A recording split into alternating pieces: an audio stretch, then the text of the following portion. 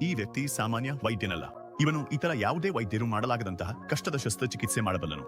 ಒಬ್ಬ ರೋಗಿಯನ್ನು ತರಲಾಯಿತು. ಅವನ ಹೊಟ್ಟೆಯ ನರವು ಸಿಡಿದು ಹೋಗಿತ್ತು.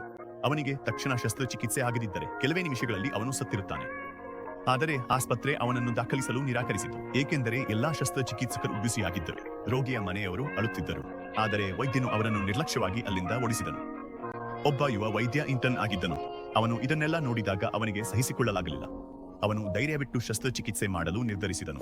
ಆದರೆ ಹಿರಿಯ ವೈದ್ಯ ಅವನನ್ನು ಬಾಯಿಗೆ ಹಾಕಿ, ನೀನು ಇಂಟರ್ನ್, ನಿನಗೆ ಏನು ಗೊತ್ತಿಲ್ಲ ಎಂದು ಹೇಳಿದರು. ಆ ಯುವ ವೈದ್ಯನು ಹಾಸಿಗೆಯನ್ನು ಹಿಡಿದು ಅವರನ್ನು ತಡೆಯಲು ಪ್ರಾರಂಭಿಸಿದನು. ಅಚಾನಕ್ ಏನೋ ಅವನ ದೇಹಕ್ಕೆ ಪ್ರವೇಶಿಸಿತು ಮತ್ತು ಅವನ ಕಣ್ಣಲ್ಲಿ ಹೊಳಪು ಮೂಡಿತು. ಅವನು ಆ ಕಷ್ಟದ ಶಸ್ತ್ರಚಿಕಿತ್ಸೆಯನ್ನು ಯಶಸ್ವಿಯಾಗಿ ನೆರವೇರಿಸಿದನು. ಕೆಲವು ದಿನಗಳ ನಂತರ ಅವನ ವೃತ್ತಿಜೀವನ ಆಕಾಶವನ್ನು ತಲುಪಲು ಆರಂಭಿಸಿತು. ಜನರು ಅವನನ್ನು ಪ್ರೊಫೆಸರ್ ಎಂದು ಕರೆಯಲು ಪ್ರಾರಂಭಿಸಿದರು. ಆದರೆ ತನ್ನ ಶಸ್ತ್ರಚಿಕಿತ್ಸಾ ಶಕ್ತಿಯಿಂದ ಈಗ ಅವನು ತನ್ನ ನಿಯಮಗಳನ್ನು ತಾನೇ ರೂಪಿಸುತ್ತಾನೆ. ಇದು ಹೀಗೆ ಅನಿಸುತ್ತಿತ್ತು, ಆ ಯುವಕನಿಗೆ ಯಾವ ರೋಗಿಯು ಸಾಯಲಿದ್ದಾನೆ ಎಂಬುದು ಮೊದಲೇ ಗೊತ್ತಿರುತ್ತಿತ್ತು. ಯಂಗ್ ಮಿನ್ ಆಸ್ಪತ್ರೆಯ ಅತ್ಯಂತ ಕಠಿಣ ಶಸ್ತ್ರಚಿಕಿತ್ಸೆಯನ್ನು ಮಾಡಿದ್ದನು. ಅದರಿಂದ ಅವನಿಗೆ ಗರ್ವ ಉಂಟಾಯಿತು. ಅವನಿಗೆ ತಾನೇ ಅತ್ಯುತ್ತಮನೆಂದು ಅನಿಸುತ್ತಿತ್ತು. ಆದರೆ ಎಲ್ಲವೂ ಬದಲಾಗಿತ್ತು ಒಂದು ಹೊಸ ಇಂಟರ್ನ್ ಆಸ್ಪತ್ರೆಗೆ ಬಂದಾಗ. ಅವನ ಹೆಸರು ಸಾಕ್ ಆಸ್ಪತ್ರೆಯ ಅಧ್ಯಕ್ಷರ ಅಡಿಯನು. ಸಾಕಿನ ವ್ಯಕ್ತಿತ್ವ ಯಂಗ್ ಮಿನ್ನಿಂದ ಸಂಪೂರ್ಣ ಭಿನ್ನವಾಗಿತ್ತು. ಪ್ರತಿ ಬಾರಿ ಅವನು ಆಸ್ಪತ್ರೆಗೆ ಬಂದಾಗ ಬಾಡಿಗಾರ್ಡ್ಗಳು ಅವನ ಸಾಮಾನುಗಳನ್ನು ಹೊತ್ತುಕೊಂಡು ಬರುತ್ತಿದ್ದರು. ಇದು ನೋಡಿ ಯಂಗ್ ಮಿನ್ಗೆ ಮೊದಲ ದಿನದಿಂದಲೇ ಅವನ ಮೇಲೆ ಅಸಹ್ಯ ಉಂಟಾಯಿತು. ಕೆಲವು ವಿಷಯಗಳನ್ನು ತಿಳಿದ ನಂತರ ಯಂಗ್ ಮಿನ್ಗೆ ಸಾಕ್ನ ತಾತನೇ ಈ ಆಸ್ಪತ್ರೆಯ ಅಧ್ಯಕ್ಷರು ಮತ್ತು ಒಂದು ದಿನ ಸಾಕ್ನೆ ಆಸ್ಪತ್ರೆಯ ಮಾಲೀಕನಾಗುತ್ತಾನೆ ಎಂಬುದು ಗೊತ್ತಾಯಿತು. ಇದು ಕೇಳಿ ಯಂಗ್ ಮಿನ್ಗೆ ಇನ್ನೂ ಹೆಚ್ಚು ಕೋಪವಾಯಿತು. ಅವನು ಡೀನ್ಗೆ ನಾನು ಸಾಕ್ಗೆ ತರಬೇತಿ ನೀಡುವುದಿಲ್ಲ ಎಂದು ಹೇಳಿದನು. ಆದರೆ ಡೀನ್ ಸ್ವತಃ ಯಂಗ್ ಮಿನ್ ಅನ್ನು ಕೇಳಿಕೊಂಡು ಸಾಕ್ಗೆ ತರಬೇತಿ ನೀಡಲು ವಿನಂತಿಸಿದನು. ಯಂಗ್ ಮಿನ್ ಯೋಚಿಸಿದನು, ಸಾಕ್ಗೆ ಪಾಠ ಕಲಿಸಬೇಕು ಎಂದು. ಅವನು ಸಾಕ್ಗೆ ಮೆಡಿಸಿನ್ನ ಅತ್ಯಂತ ಕಠಿಣ ಪ್ರಶ್ನೆಗಳನ್ನು ಕೇಳಿದನು. ಆದರೆ ಆಶ್ಚರ್ಯಕರವಾದ ವಿಷಯವೆಂದರೆ ಸಾಕ್ ಎಲ್ಲಕ್ಕೂ ಸರಿಯಾದ ಉತ್ತರಗಳನ್ನು ನೀಡಿದನು. ಥಿಯರಿ ಪರೀಕ್ಷೆಯಲ್ಲಿ ಫೇಲ್ ಮಾಡಿಸುವ ಯೋಜನೆ ಕೆಲಸ ಮಾಡಲಿಲ್ಲದರಿಂದ ಯಂಗ್ ಮಿನ್ ಅವನನ್ನು ತನ್ನ ಶಸ್ತ್ರಚಿಕಿತ್ಸೆ ನೋಡಲು ಬಲವಂತಪಡಿಸಿದನು. ಇಂದು ಒಬ್ಬ ರೋಗಿಗೆ 5ನೇ ಬಾರಿ ಹೃದಯ ಶಸ್ತ್ರಚಿಕಿತ್ಸೆ ಆಗಬೇಕಿತ್ತು. ಅಷ್ಟು ಅಪಾಯ ಇತ್ತು. ಡಿಪಾರ್ಟ್ಮೆಂಟ್ ಹೆಡ್ ಕೂಡ ಭಯಪಟ್ಟಿದ್ದರು. ಪೂರ ದೇಶದಲ್ಲೇ ಈ ಶಸ್ತ್ರಚಿಕಿತ್ಸೆ ಮಾಡಲು ಯಂಗ್ ಮಿನ್ ಮಾತ್ರ ಸಾಧ್ಯವಿದ್ದನು. ಅವನು ಸಾಕ್ಗೆ ಸಹಾಯ ಮಾಡಲು ಹೇಳಿದನು. ಯಂಗ್ ಮಿನ್ಗೆ ಒಂದು ಇದೆ. ಶಸ್ತ್ರಚಿಕಿತ್ಸೆಗೆ ಮೊದಲು ಅವನು ತನ್ನ ಕೈಗಳನ್ನು ಬಿಸಿ ಮಾಡುತ್ತಾನೆ. ಅವನು ಕೈ ಹಾಕುವ ಶಸ್ತ್ರಚಿಕಿತ್ಸೆ ಯಾವುದೋ ಆಗಿರಲಿ, ಅದು ಯಶಸ್ವಿಯಾಗುತ್ತದೆ. 2 ಗಂಟೆಗಳ ನಂತರ ಶಸ್ತ್ರಚಿಕಿತ್ಸೆ ಯಶಸ್ವಾಯಿತು. ಆದರೆ ಯಂಗ್ ಮಿನ್ ಸಾಕ್ಗೆ ಡ್ರೈನೇಜ್ ಟ್ಯೂಬ್ ತೆಗೆದುಹಾಕಲು ಹೇಳಿದಾಗ ಸಾಕ್ನ ದೇಹ ಕಂಪಿಸಲು ಆರಂಭಿಸಿತು. ಆಗ ಯಂಗ್ ಮಿನ್ಗೆ ಸಾಕ್ಗೆ ಶಸ್ತ್ರಚಿಕಿತ್ಸೆಯಿಂದ ಭಯವಿದೆ ಎಂಬುದು ಅರ್ಥವಾಯಿತು. ಅವನು ತಿಳಿದುಕೊಂಡೇ ಅವನನ್ನು ಎಲ್ಲರ ಮುಂದೆ ಅವಮಾನಿಸಿದನು. ನಂತರ ಯಂಗ್ ಮಿನ್ ಟ್ರೈನಿ ವೈದ್ಯರ ಮುಂದೆ ಕೇಳಿದನು, ರೋಗಿ ಗಂಭೀರ ಸ್ಥಿತಿಯಲ್ಲಿ ಇದ್ದಾಗ ನೀವು ಒಂದು ನಿಯಮ ಪಾಲಿಸಬೇಕಾ? ಆದರೆ ಪರಿಣತಿ ವೈದ್ಯರು ಯಾರನ್ನು ಆಯ್ಕೆ ಮಾಡುತ್ತಾರೆ ಅಥವಾ ಮಾತುಗಳನ್ನೇ ಮಾಡುವ ಇಂಟರ್ನ್ ಅನ್ನು? ಸಾಕ್ಗೆ ದುಃಖವಾಯಿತು. ಆದರೆ ಇದು ಸತ್ಯವಾಗಿದ್ದರಿಂದ ಅವನು ಏನು ಹೇಳಲು ಸಾಧ್ಯವಾಗಲಿಲ್ಲ. ಅದಾದ ಮೇಲೆ ಸಾಕನ್ನು ತುರ್ತು ಕೊಠಡಿಗೆ ಕಳುಹಿಸಲಾಯಿತು. ಅಲ್ಲಿ ಅವನಿಗೆ ತಾನೇನು ಉಪಯುಕ್ತನಲ್ಲ ಎಂಬ ಭಾವನೆ ಬಂತು. ಅವನು ರೋಗಿಯ ರಕ್ತವನ್ನು ತೆಗೆದುಕೊಳ್ಳಲು ಸಾಧ್ಯವಾಗುತ್ತಿರಲಿಲ್ಲ, ಸರಿಯಾಗಿ ಕೆಲಸ ಮಾಡಲಾಗುತ್ತಿರಲಿಲ್ಲ. ರೋಗಿಗಳು ಕೂಡ ಅವನ ಮೇಲೆ ಕೈ ಹಾಕುತ್ತಿದ್ದರು. ಅದೇ ಸಮಯದಲ್ಲಿ ಒಬ್ಬ ಶ್ರೀಮಂತ ವ್ಯಕ್ತಿಯ ಮಗನು ಅಲ್ಲಿ ಬಂದನು. ಚೇರ್ಮನ್ ಯಂಗ್ ಮಿನ್ಗೆ ಅವನ ತಂದೆಯ ಹೃದಯ ಶಸ್ತ್ರಚಿಕಿತ್ಸೆ ಮಾಡು ಎಂದು ಹೇಳಿದರು. ಎಷ್ಟು ವೆಚ್ಚವಾದರೂ ಅವನು ಎಲ್ಲವನ್ನೂ ಪಾವತಿಸುತ್ತಾನೆ ಎಂದು ಹೇಳಿದನು. ಆದರೆ ಯಂಗ್ ಮಿನ್ ಹೇಳಿದರು, ಚೇರ್ಮನ್ ಅವರ ತಂದೆಯ ಆರೋಗ್ಯ ಈಗಾಗಲೇ ತುಂಬಾ ಕೆಟ್ಟಿದೆ. ಶಸ್ತ್ರಚಿಕಿತ್ಸೆ ಮಾಡಿದರೆ ಅವರು ಬದುಕಿರಲಾರರು. ಆದರೂ ಅವನ ಮಗ ಹಠದಿಂದ ನಿಂತುಕೊಂಡನು. ಆದರೆ ನಿಜವಾಗಿ ಅವನ ಉದ್ದೇಶ ಬೇರೆ ಆಗಿತ್ತು. ಅವನು ತನ್ನ ತಂದೆ ಸಾಯಬೇಕು ಎಂದು ಬಯಸುತ್ತಿದ್ದ, ಹೀಗಾಗಿ ಅವನು ಸಂಪೂರ್ಣ ಆಸ್ತಿಯ ಮಾಲೀಕನಾಗಬಹುದು ಎಂದು. ಜಿನ್ ಯಂಗ್ ಮ್ಯಾನ್ ಅವರನ್ನು ಚೇರ್ಮನ್ ಅವರ ತಂದೆಯ ಬಳಿ ಕರೆದುಕೊಂಡು ಹೋದನು. ಅಲ್ಲಿ ಯಂಗ್ ಮ್ಯಾನ್ಗೆ ಗೊತ್ತಾಯಿತು ಅವರು ಅವನ ಹಳೆಯ ಪ್ರೇಯಸಿಯ ತಂದೆ ಎಂದು, ಮತ್ತು ಅವನ ಎಕ್ಸ್ ಲವರ್ ಕೂಡ ಅಲ್ಲಿ ಬಂದರು. ಅವಳು ಕೂಡ ಅಮೆರಿಕಾದಲ್ಲಿ ಓದಿ ಬಂದ ವೈದ್ಯೆಯಾಗಿದ್ದರು. ಯಂಗ್ ಮ್ಯಾನ್ ಇನ್ನೂ ಅವಳನ್ನು ಭೇಟಿಯಾಗಲು ಇಷ್ಟಪಡುತ್ತಿರಲಿಲ್ಲ, ಏಕೆಂದರೆ ಸಾನ್ ಅವನು ಬಡವನಾಗಿದ್ದಾಗ ಅವನನ್ನು ಬಿಟ್ಟು ಹೋದರು. ಡಾಕ್ಟರ್ ಆಗಿರುವ ಸಾನ್ ತನ್ನ ತಂದೆಯ ಹೃದಯ ಶಸ್ತ್ರಚಿಕಿತ್ಸೆ ಸಾಧ್ಯವಿಲ್ಲ ಎಂಬುದನ್ನು ಚೆನ್ನಾಗಿ ತಿಳಿದಿದ್ದಳು. ಯಂಗ್ ಮ್ಯಾನ್ ಕೂಡ ಇದನ್ನು ತಿಳಿದಿದ್ದನು. ಆದರೆ ಈಗ ಅವನು ಅವಳಿಗೆ ತಾನು ಎಷ್ಟು ದೊಡ್ಡ ಡಾಕ್ಟರ್ ಆಗಿದ್ದೇನೆ ಎಂಬುದನ್ನು ತೋರಿಸಲು ಬಯಸಿದನು. ಅವನು ಯೋಚಿಸಿದನು, ಸಾನ್ ಹೀಗೊಂದು ವಿದೇಶದಲ್ಲಿ ಓದಿದ ಡಾಕ್ಟರ್ ಆಗಿದ್ದು ಭಯಪಡುವುದಾದರೆ ನಾನು ಈ ಶಸ್ತ್ರಚಿಕಿತ್ಸೆ ಮಾಡಿ ಅವಳನ್ನು ಪಶ್ಚಾತ್ತಾಪಪಡಿಸುವಂತೆ ಮಾಡುತ್ತೇನೆ ಎಂದು. ಯಂಗ್ ಮ್ಯಾನ್ ತಕ್ಷಣವೇ ತನ್ನ ಕೋಟ್ ತೆಗೆದುಕೊಳ್ಳಲು ತನ್ನ ಕೊಠಡಿಗೆ ಹೋದನು ಮತ್ತು ಸ್ವಲ್ಪ ಸಮಯದ ನಂತರ ಶಸ್ತ್ರಚಿಕಿತ್ಸೆ ಆರಂಭವಾಯಿತು. ರೋಗಿಗೆ ಆರೋಗ್ಯ ಸಮಸ್ಯೆಗಳು ತುಂಬಾ ಹೆಚ್ಚು ಇದ್ದವು. ಯಂಗ್ ಮಿನ್ ತನ್ನ ಸಂಪೂರ್ಣ ಶಕ್ತಿಯನ್ನು ಹೂಡಿದನು. ಅವನು ಸಾವು ಜೊತೆ ಓಟ ಹಾಕುತ್ತಿದ್ದಂತೆ ಅವನಿಗೆ ಈ ಶಸ್ತ್ರಚಿಕಿತ್ಸೆ ವಿಫಲವಾಗಬಹುದು ಎಂಬುದು ಗೊತ್ತಿತ್ತು. ಆದರೂ ಕೇವಲ ತನ್ನ ಮಾಜಿ ಪ್ರೇಯಸಿಗೆ ತೋರಿಸಲು ಅವನು ಈ ಅಪಾಯವನ್ನು ತೆಗೆದುಕೊಂಡನು. ಆಪರೇಷನ್ ಸಮಯದಲ್ಲಿ ನಿದ್ರೆ ಬಾರದಂತೆ ಅವನು ಮತ್ತೆ ಮತ್ತೆ ಕೂಗುತ್ತಿದ್ದನು. 10 ಗಂಟೆಗಳ ನಂತರ ಶಸ್ತ್ರಚಿಕಿತ್ಸೆ ಯಶಸ್ವಿಯಾಯಿತು. ಆದರೆ ಅಧ್ಯಕ್ಷರು ಚೇತನಕ್ಕೆ ಬರುವಷ್ಟರಲ್ಲಿ ಒಂದು ಸಂಚು ನಡೆಯುತ್ತಿತ್ತು. ಯಂಗ್ ಮ್ಯಾನ್ ಮತ್ತು ಅವನೊಬ್ಬ ಸಹ ವೈದ್ಯರು. ಅವರು ಆ ಸಮಯದಲ್ಲಿ ಚೇರ್ಮನ್ ಅವರ ಬಳಿ ಕರ್ತವ್ಯದಲ್ಲಿದ್ದರು. ಆದರೆ ಯಂಗ್ ಮ್ಯಾನ್ಗೆ ಗೊತ್ತಿರಲಿಲ್ಲ ಅವನು ನಿಜವಾಗಿ ಸನ್ ಗ್ರೂಪ್ನವನಾಗಿದ್ದಾನೆ. ಅವನು ಚೇರ್ಮನ್ಗೆ ಹಾನಿ ಮಾಡಬೇಕೆಂದು ಬಯಸುತ್ತಿದ್ದನು. ಅಚಾನಕ್ ಯಂಗ್ ಮ್ಯಾನ್ಗೆ ಸಾನಿಂದ ಸಂದೇಶವೊಂದು ಬಂತು. ಕಂಡುಹಿಡಿಯಲು ಅವನು ಏನು ಯೋಚಿಸದೆ ತಹಾನ್ಗೆ ರೋಗಿಯನ್ನ ನೋಡಿಕೊಳ್ಳು ಎಂದು ಹೇಳಿ ಅವನು ಭೇಟಿಗೆ ಹೊರಟನು. ಯಂಗ್ ಮ್ಯಾನ್ ಹೊರಟೊಡನೆ ತಹಾನ್ ತನ್ನ ಯೋಜನೆಯನ್ನು ಆರಂಭಿಸಿದನು. ಯಂಗ್ ಮ್ಯಾನ್ ಭೇಟಿಯಾಗಬೇಕಾದ ಸ್ಥಳಕ್ಕೆ ಹೋದಾಗ ಅಲ್ಲಿ ಯಾರೂ ಇರಲಿಲ್ಲ. ಅವನು ಅರ್ಥ ಮಾಡಿಕೊಳ್ಳುವಷ್ಟರಲ್ಲಿ ಅವನ ಗೆಳೆಯನಿಂದ ಫೋನ್ ಬಂತು, ಚೇರ್ಮನ್ನ ಸ್ಥಿತಿ ಗಂಭೀರವಾಗಿದೆ ಎಂದು. ಯಂಗ್ ಮ್ಯಾನ್ ತಕ್ಷಣವೇ ಆಸ್ಪತ್ರೆಗೆ ಓಡಿದನು. ಒಮ್ಮೆ ಡೆಲಿವರಿ ಬಾಯ್ನನ್ನು ಯಂಗ್ ಮ್ಯಾನ್ಗೆ ಅಪಘಾತ ಮಾಡಿಸಲು ಕಳುಹಿಸಲಾಗಿತ್ತು. ಯಂಗ್ ಮ್ಯಾನ್ ರೆಡ್ ಲೈಟ್ ಬಳಿ ನಿಂತಿದ್ದಾಗ ಡೆಲಿವರಿ ಬಾಯ್ ಅವನನ್ನು ಹಿಂಬದಿಯಿಂದ ಡಿಕ್ಕಿ ಹೊಡೆಯಲು ಯೋಜನೆ ಹಾಕಿಕೊಂಡಿದ್ದನು. ಯಂಗ್ ಮ್ಯಾನ್ ಸ್ವಲ್ಪ ಮುಂದೆ ಹೋಗುತ್ತಿದ್ದಂತೆ ಡೆಲಿವರಿ ಬಾಯ್ ಬೈಕ್ ತೆಗೆದುಕೊಂಡು ಅವನ ಹಿಂದೆ ಓಡಿದನು. ಅವನು ಮುಂದೆ ಇದ್ದ ಕಾರಿನ ಮುಂದೆ ಹೋಗಿ ಬ್ರೇಕ್ ಹಾಕಿದನು. ಇದರಿಂದ ಯಂಗ್ ಮ್ಯಾನ್ ಬ್ಯಾಲೆನ್ಸ್ ಕಳೆದು ಹೋಯಿತು ಮತ್ತು ಅವನಿಗೆ ಭಾರೀ ಅಪಘಾತವಾಯಿತು. ಯಂಗ್ ಮ್ಯಾನ್ ಪ್ರಜ್ಞೆ ತಪ್ಪಿದನು. ಅವನಿಗೆ ಪ್ರಜ್ಞೆ ಬಂದಾಗ ಕಾರಿನಿಂದ ಹೊರಬರಲು ಪ್ರಯತ್ನಿಸಿದನು. ಬೈಕ್ನಿಂದ ಡಿಕ್ಕಿ ಹೊಡೆದ ವ್ಯಕ್ತಿಯು ನೆಲದ ಮೇಲೆ ಬಿದ್ದಿದ್ದನು. ಯಂಗ್ ಮ್ಯಾನ್ ಅವನ ಪಲ್ಸ್ ಚೆಕ್ ಮಾಡಲು ಹೋದಾಗ ಅವನ ಕೈ ಆ ವ್ಯಕ್ತಿಯ ಕೈಯೊಳಗಿನಿಂದ ನುಗ್ಗಿ ಹೋದಿತು. ಅವನು ಪ್ರಥಮ ಚಿಕಿತ್ಸೆ ನೀಡಲು ಪ್ರಯತ್ನಿಸಿದಾಗಲೂ ಅವನ ಕೈ ಆ ವ್ಯಕ್ತಿಯ ಎದೆಯನ್ನು ದಾಟಿ ಹೋದಿತು. Young man ಆಶ್ಚರ್ಯಚಕಿತನಾದನು. ಅವನಿಗೆ ಏನು ನಡೆಯುತ್ತಿದೆ ಎಂಬುದು ಅರ್ಥವಾಗಲಿಲ್ಲ. ನಂತರ ಅವನು ನೋಡಿದಾಗ ಅವನ ನಿಜವಾದ ದೇಹ ಇನ್ನೂ ಅಲ್ಲಿ ನೆಲದ ಮೇಲೆ ಬಿದ್ದಿತ್ತು. ಅವನ ಆತ್ಮ ದೇಹದಿಂದ ಬೇರ್ಪಟ್ಟಿದೆ ಎಂಬುದು ಗೊತ್ತಾಯಿತು. ದೇಹ ಎಷ್ಟು ದುರ್ಬಲವಾಗಿರುತ್ತದೋ ಆತ್ಮ ಅಷ್ಟು ಬೇಗ ಅದೃಶ್ಯವಾಗಲು ಪ್ರಾರಂಭಿಸುತ್ತದೆ. ಯಂಗ್ ಮ್ಯಾನ್ ತನ್ನ ದೇಹದೊಂದಿಗೆ ಆಂಬ್ಯುಲೆನ್ಸ್ನಲ್ಲಿ ಆಸ್ಪತ್ರೆಗೆ ಹೋದನು. ಆಸ್ಪತ್ರೆಯಲ್ಲಿ ಅವನ ಕಾಲೇಜು ಸ್ನೇಹಿತರು ಅವನ ಪ್ರಾಣ ಉಳಿಸಲು ಯತ್ನಿಸುತ್ತಿದ್ದರು. ಯಂಗ್ ಮ್ಯಾನ್ ಎಲ್ಲವನ್ನೂ ನೋಡುತ್ತಿದ್ದನು. ಅವನಿಗೆ ಏನು ಮಾಡಬೇಕು ಎಂಬುದು ಗೊತ್ತಿತ್ತು, ಆದರೆ ಯಾರೂ ಅವನ ಧ್ವನಿಯನ್ನು ಕೇಳಲು ಸಾಧ್ಯವಾಗಲಿಲ್ಲ. ಅಲ್ಲಿ ಡ್ಯೂಟಿಯಲ್ಲಿ ಕೇವಲ ಶ್ರೇಣಿ ಸಯೋಂಗ್ ಕ್ಯಾಕ್ ಮಾತ್ರ ಇದ್ದನು. ಅದೃಷ್ಟವಶಾತ್ ಸೋಂಗ್ ಕ್ಯಾಕ್ ಸಿದ್ಧಾಂತದಲ್ಲಿ ತುಂಬಾ ಒಳ್ಳೆಯವನಾಗಿದ್ದನು. ಆದ್ದರಿಂದ ಅವನು ಬೇಗನೆ ಅರ್ಥ ಮಾಡಿಕೊಂಡನು ಯಂಗ್ ಮಿಂಗೆ ತಕ್ಷಣ ಶಸ್ತ್ರಚಿಕಿತ್ಸೆ ಅಗತ್ಯವಿದೆ ಎಂದು. ಆದರೆ ಇಂದು ಆಸ್ಪತ್ರೆಯಲ್ಲಿ ಯಾವುದೇ ಹಿರಿಯ ಶಸ್ತ್ರಚಿಕಿತ್ಸಕ ಇರಲಿಲ್ಲ. ಸಿಯೋಂಗ್ ಟಾಕ್ ಸ್ಕೆಲ್ಪೆಲ್ ಅನ್ನು ಎತ್ತಿಕೊಂಡನು, ಆದರೆ ಬೈರಿಂದ ಶಸ್ತ್ರಚಿಕಿತ್ಸೆ ಮಾಡಲು ಧೈರ್ಯವಾಗುತ್ತಿರಲಿಲ್ಲ. ಯಂಗ್ ಮ್ಯಾನ್ನ ಬಿಪಿ ನಿರಂತರವಾಗಿ ಇಳಿಯುತ್ತಿತ್ತು. ಯಂಗ್ ಮ್ಯಾನ್ನ ಆತ್ಮ ಸ್ವತಃ ಶಸ್ತ್ರಚಿಕಿತ್ಸೆ ಮಾಡಲು ಪ್ರಯತ್ನಿಸಿತು, ಆದರೆ ಅವನು ಏನೂ ಮಾಡಲಾಗುತ್ತಿರಲಿಲ್ಲ. ಕೊನೆಗೆ ಎಲ್ಲವೂ ಮುಗಿಯುತ್ತಿದೆ ಎಂದು ಅನಿಸಿತು. ಸಿಯೋಂಗ್ ಟಾಕ್ ಧೈರ್ಯ ಮಾಡಿ ಸ್ಕೆಲ್ಪೆಲ್ ಅನ್ನು ಎತ್ತಿಕೊಂಡನು. ಯಂಗ್ ಮ್ಯಾನ್ ಕೂಗಿದನು, ಸಿಯೋಂಗ್ ಟಾಕ್ ಅವನಿಂದ ಪ್ರತಿಕಾರ ತಗೊಳ್ಳಲಿದ್ದಾನೆ ಎಂದು. ಸಿಯೋಂಗ್ ಟಾಕ್ ನಡುಗುತ್ತಿದ್ದನು. ಅವನ ಉಸಿರಾಟ ವೇಗವಾಗಿತ್ತು. ಅವನು ಸ್ಕೆಲ್ಪೆಲ್ ಅನ್ನು ಕೆಳಗೆ ಇಡುತ್ತಿದ್ದಂತೆ ಯಂಗ್ ಮ್ಯಾನ್ ಅವನ ಕೈ ಹಿಡಿದನು ಮತ್ತು ಆ ಕ್ಷಣದಲ್ಲೇ ಯಂಗ್ ಮ್ಯಾನ್ನ ಆತ್ಮ ಸಿಯೋಂಗ್ನ ದೇಹಕ್ಕೆ ಪ್ರವೇಶಿಸಿತು. ಈಗ ಸಿಯೋಂಗ್ ಟಾಕ್ನ ದೇಹವನ್ನು ಯಂಗ್ ಮ್ಯಾನ್ ನಿಯಂತ್ರಿಸುತ್ತಿದ್ದನು. ಅವನು ತನ್ನ ಸದಾ ಇರುವ ಶೈಲಿಯಲ್ಲಿ ಕೈಯನ್ನು ಅಲೆಯುತ್ತಾ ಕೂಗುತ್ತಾ ಶಸ್ತ್ರಚಿಕಿತ್ಸೆಯನ್ನು ಪ್ರಾರಂಭಿಸಿದನು. ಯಂಗ್ ಮ್ಯಾನ್ನ ಆತ್ಮ ತನ್ನದೇ ದೇಹದ ಮೇಲೆ ಶಸ್ತ್ರಚಿಕಿತ್ಸೆ ನಡೆಸಿತು. ಒಂದು ಅತ್ಯಂತ ಕಠಿಣವಾದ ಶಸ್ತ್ರಚಿಕಿತ್ಸೆಯಲ್ಲಿ ಹೃದಯದ ಚೀರುವನ್ನು ಸರಿಪಡಿಸಲಾಯಿತು. ಶಸ್ತ್ರಚಿಕಿತ್ಸೆ ಯಶಸ್ವಿಯಾಯಿತು ಮತ್ತು ಯಂಗ್ ಮ್ಯಾನ್ನ ಬಿಪಿ ಮತ್ತೆ ಸ್ಥಿರವಾಯಿತು. ಆತ್ಮ ತನ್ನ ದೇಹಕ್ಕೆ ಹಿಂದಿರುಗಿತು. ಸಿಯೋಂಗ್ ಪ್ರಜ್ಞಾಹೀನನಾಗಿ ಬಿದ್ದನು. ಅವನಿಗೆ ಏನಾಯಿತೆಂದು ಅರ್ಥವಾಗಲೇ ಇಲ್ಲ. ಆದರೆ ಹಠಾತ್ ಯಂಗ್ ಮ್ಯಾನ್ನ ಬಿಪಿ ಮತ್ತೆ ಇಳಿಯಿತು ಮತ್ತು ಅವನ ಆತ್ಮ ಮತ್ತೆ ದೇಹದಿಂದ ಬೇರ್ಪಟ್ಟಿತು. ಈಗ ಯಂಗ್ ಮ್ಯಾನ್ನ ಆತ್ಮ ಇಷ್ಟು ದುರ್ಬಲವಾಗಿತ್ತು ಎಂದು ಅದು ಯೋಂಗ್ ಟ್ಯಾಕ್ನ ದೇಹಕ್ಕೆ ಹಿಂದಿರುಗಲು ಸಾಧ್ಯವಾಗುತ್ತಿರಲಿಲ್ಲ. ಸಯೋಂಗ್ ಟ್ಯಾಕ್ ಕೂಡ ಈಗ ಸಂಪೂರ್ಣ ಗೊಂದಲದಲ್ಲಿದ್ದನು. ಅವನಿಗೆ ಏನಾಗುತ್ತಿದೆ ಎಂಬುದೇ ಅರ್ಥವಾಗುತ್ತಿರಲಿಲ್ಲ. ಈಗ ಏನು ಮಾಡಬೇಕು? ಉಳಿದ ಎಲ್ಲಾ ಶಸ್ತ್ರಚಿಕಿತ್ಸಕರು ಆಸ್ಪತ್ರೆಯ ಚೇರ್ಮನ್ನ ಪ್ರಕರಣದಲ್ಲಿ ನಿರತರಾಗಿದ್ದರು. ಅದಕ್ಕಾಗಿಯೇ ಯಂಗ್ ಮ್ಯಾನ್ಗೆ ಸಹಾಯ ಮಾಡುವವರು ಯಾರೂ ಇರಲಿಲ್ಲ. ಯಂಗ್ ಮ್ಯಾನ್ನ ಆತ್ಮ ದನಿದು ಬಿದ್ದಿತು, ಏಕೆಂದರೆ ಈಗ ಅವನ ಅಂತ್ಯ ಸಮಯ ಬಂದಿದೆ ಎಂದು ಅನಿಸುತ್ತಿತ್ತು. ಅಷ್ಟರಲ್ಲಿ ಡಾಕ್ಟರ್ ತಾಹನ್ ಹಿಂತಿರುಗಿ ತಕ್ಷಣವೇ ಯಂಗ್ ಮ್ಯಾನ್ನ ಹೃದಯದ ಹರಿದ ಭಾಗಗಳನ್ನು ಸರಿಪಡಿಸಿದನು. ಆದರೆ ತಾಹನ್ ಶಸ್ತ್ರಚಿಕಿತ್ಸೆಯಲ್ಲಿ ಒಂದು ಸಣ್ಣ ತಂತ್ರವನ್ನು ಬಳಸಿದನು. ಇದರಿಂದ ಯಂಗ್ ಮ್ಯಾನ್ ಆಳವಾದ ಅಚೇತನತೆಗೆ ಒಳಗಾದನು. ಈಗ ಅವನು ಯಾವಾಗ ಜಾಗೃತನಾಗುತ್ತಾನೆ ಎಂಬುದು ಗೊತ್ತಿರಲಿಲ್ಲ. ಯಂಗ್ ಮ್ಯಾನ್ ತನ್ನ ದೇಹಕ್ಕೆ ಮರಳಿ ಹೋಗಲು ಕೂಗಿ ಕೂಗಿ ಪ್ರಯತ್ನಿಸುತ್ತಿದ್ದ, ಆದರೆ ಪ್ರತಿ ಬಾರಿ ವಿಫಲವಾಗುತ್ತಿದ್ದನು. ಅವನು ಹೀಗೆ ಸಾಯಲು ಇಚ್ಛಿಸುತ್ತಿರಲಿಲ್ಲ. ಹೊರಗಡೆ ಒಬ್ಬ ಲೇಡಿ ಡಾಕ್ಟರ್ ಸಿಯೋಂಗ್ ಟ್ಯಾಕ್ ಅವರನ್ನು ಪ್ರಶ್ನಿಸುತ್ತಿದ್ದಳು. ಅವಳು ಯಂಗ್ ಮ್ಯಾನ್ ಅಂತೆ ಶಸ್ತ್ರಚಿಕಿತ್ಸೆಯ ಶೈಲಿಯನ್ನು ಹೇಗೆ ಬಳಸಿದಳು? ಅವಳೊಳಗೆ ಯಂಗ್ ಮ್ಯಾನ್ನ ಆತ್ಮವಿದೆಯೇ ಎಂಬ ಪ್ರಶ್ನೆ ಉದ್ಭವಿಸಿತು. ಆದರೆ ಸಿಯೋಂಗ್ ಟ್ಯಾಕ್ ಇದನ್ನು ನಿರಾಕರಿಸಿದನು. ಅವನು ಹೇಳಿದನು, ಅವನು ಶಸ್ತ್ರಚಿಕಿತ್ಸೆಯಲ್ಲಿ ಈಗಾಗಲೇ ಪರಿಣಿತನಾಗಿದ್ದ, ಆದರೆ ಅದನ್ನು ಮುಚ್ಚಿಟ್ಟಿದ್ದನು. ಇನ್ನೊಂದು ಕಡೆ ಯಂಗ್ ಮಿನ್ ತನ್ನ ದೇಹದ ಮೇಲೆ ಗಮನವಿಟ್ಟು ನೋಡುತ್ತಿದ್ದನು. ಅವನು ನೋಡಿದಾಗ ತನ್ನ ಡ್ರೈನೇಜ್ ಟ್ಯೂಬ್ ಯಾರೋ ತೆಗೆದುಹಾಕಿದ್ದನ್ನು ಕಂಡನು. ಯಾರೋ ಅವನನ್ನು ಸದಾ ಅಚೇತನವಾಗಿರಿಸಲು ಪ್ರಯತ್ನಿಸುತ್ತಿದ್ದಂತೆ ಅನಿಸಿತು. ಯಂಗ್ ಮಿನ್ ಮತ್ತೊಬ್ಬ ವೈದ್ಯರ ದೇಹದಲ್ಲಿ ಹೋಗಿ ಟ್ಯೂಬ್ ಅನ್ನು ಮತ್ತೆ ಹಾಕಲು ಪ್ರಯತ್ನಿಸಿದನು, ಆದರೆ ಅವನು ವಿಫಲವಾಯಿತು.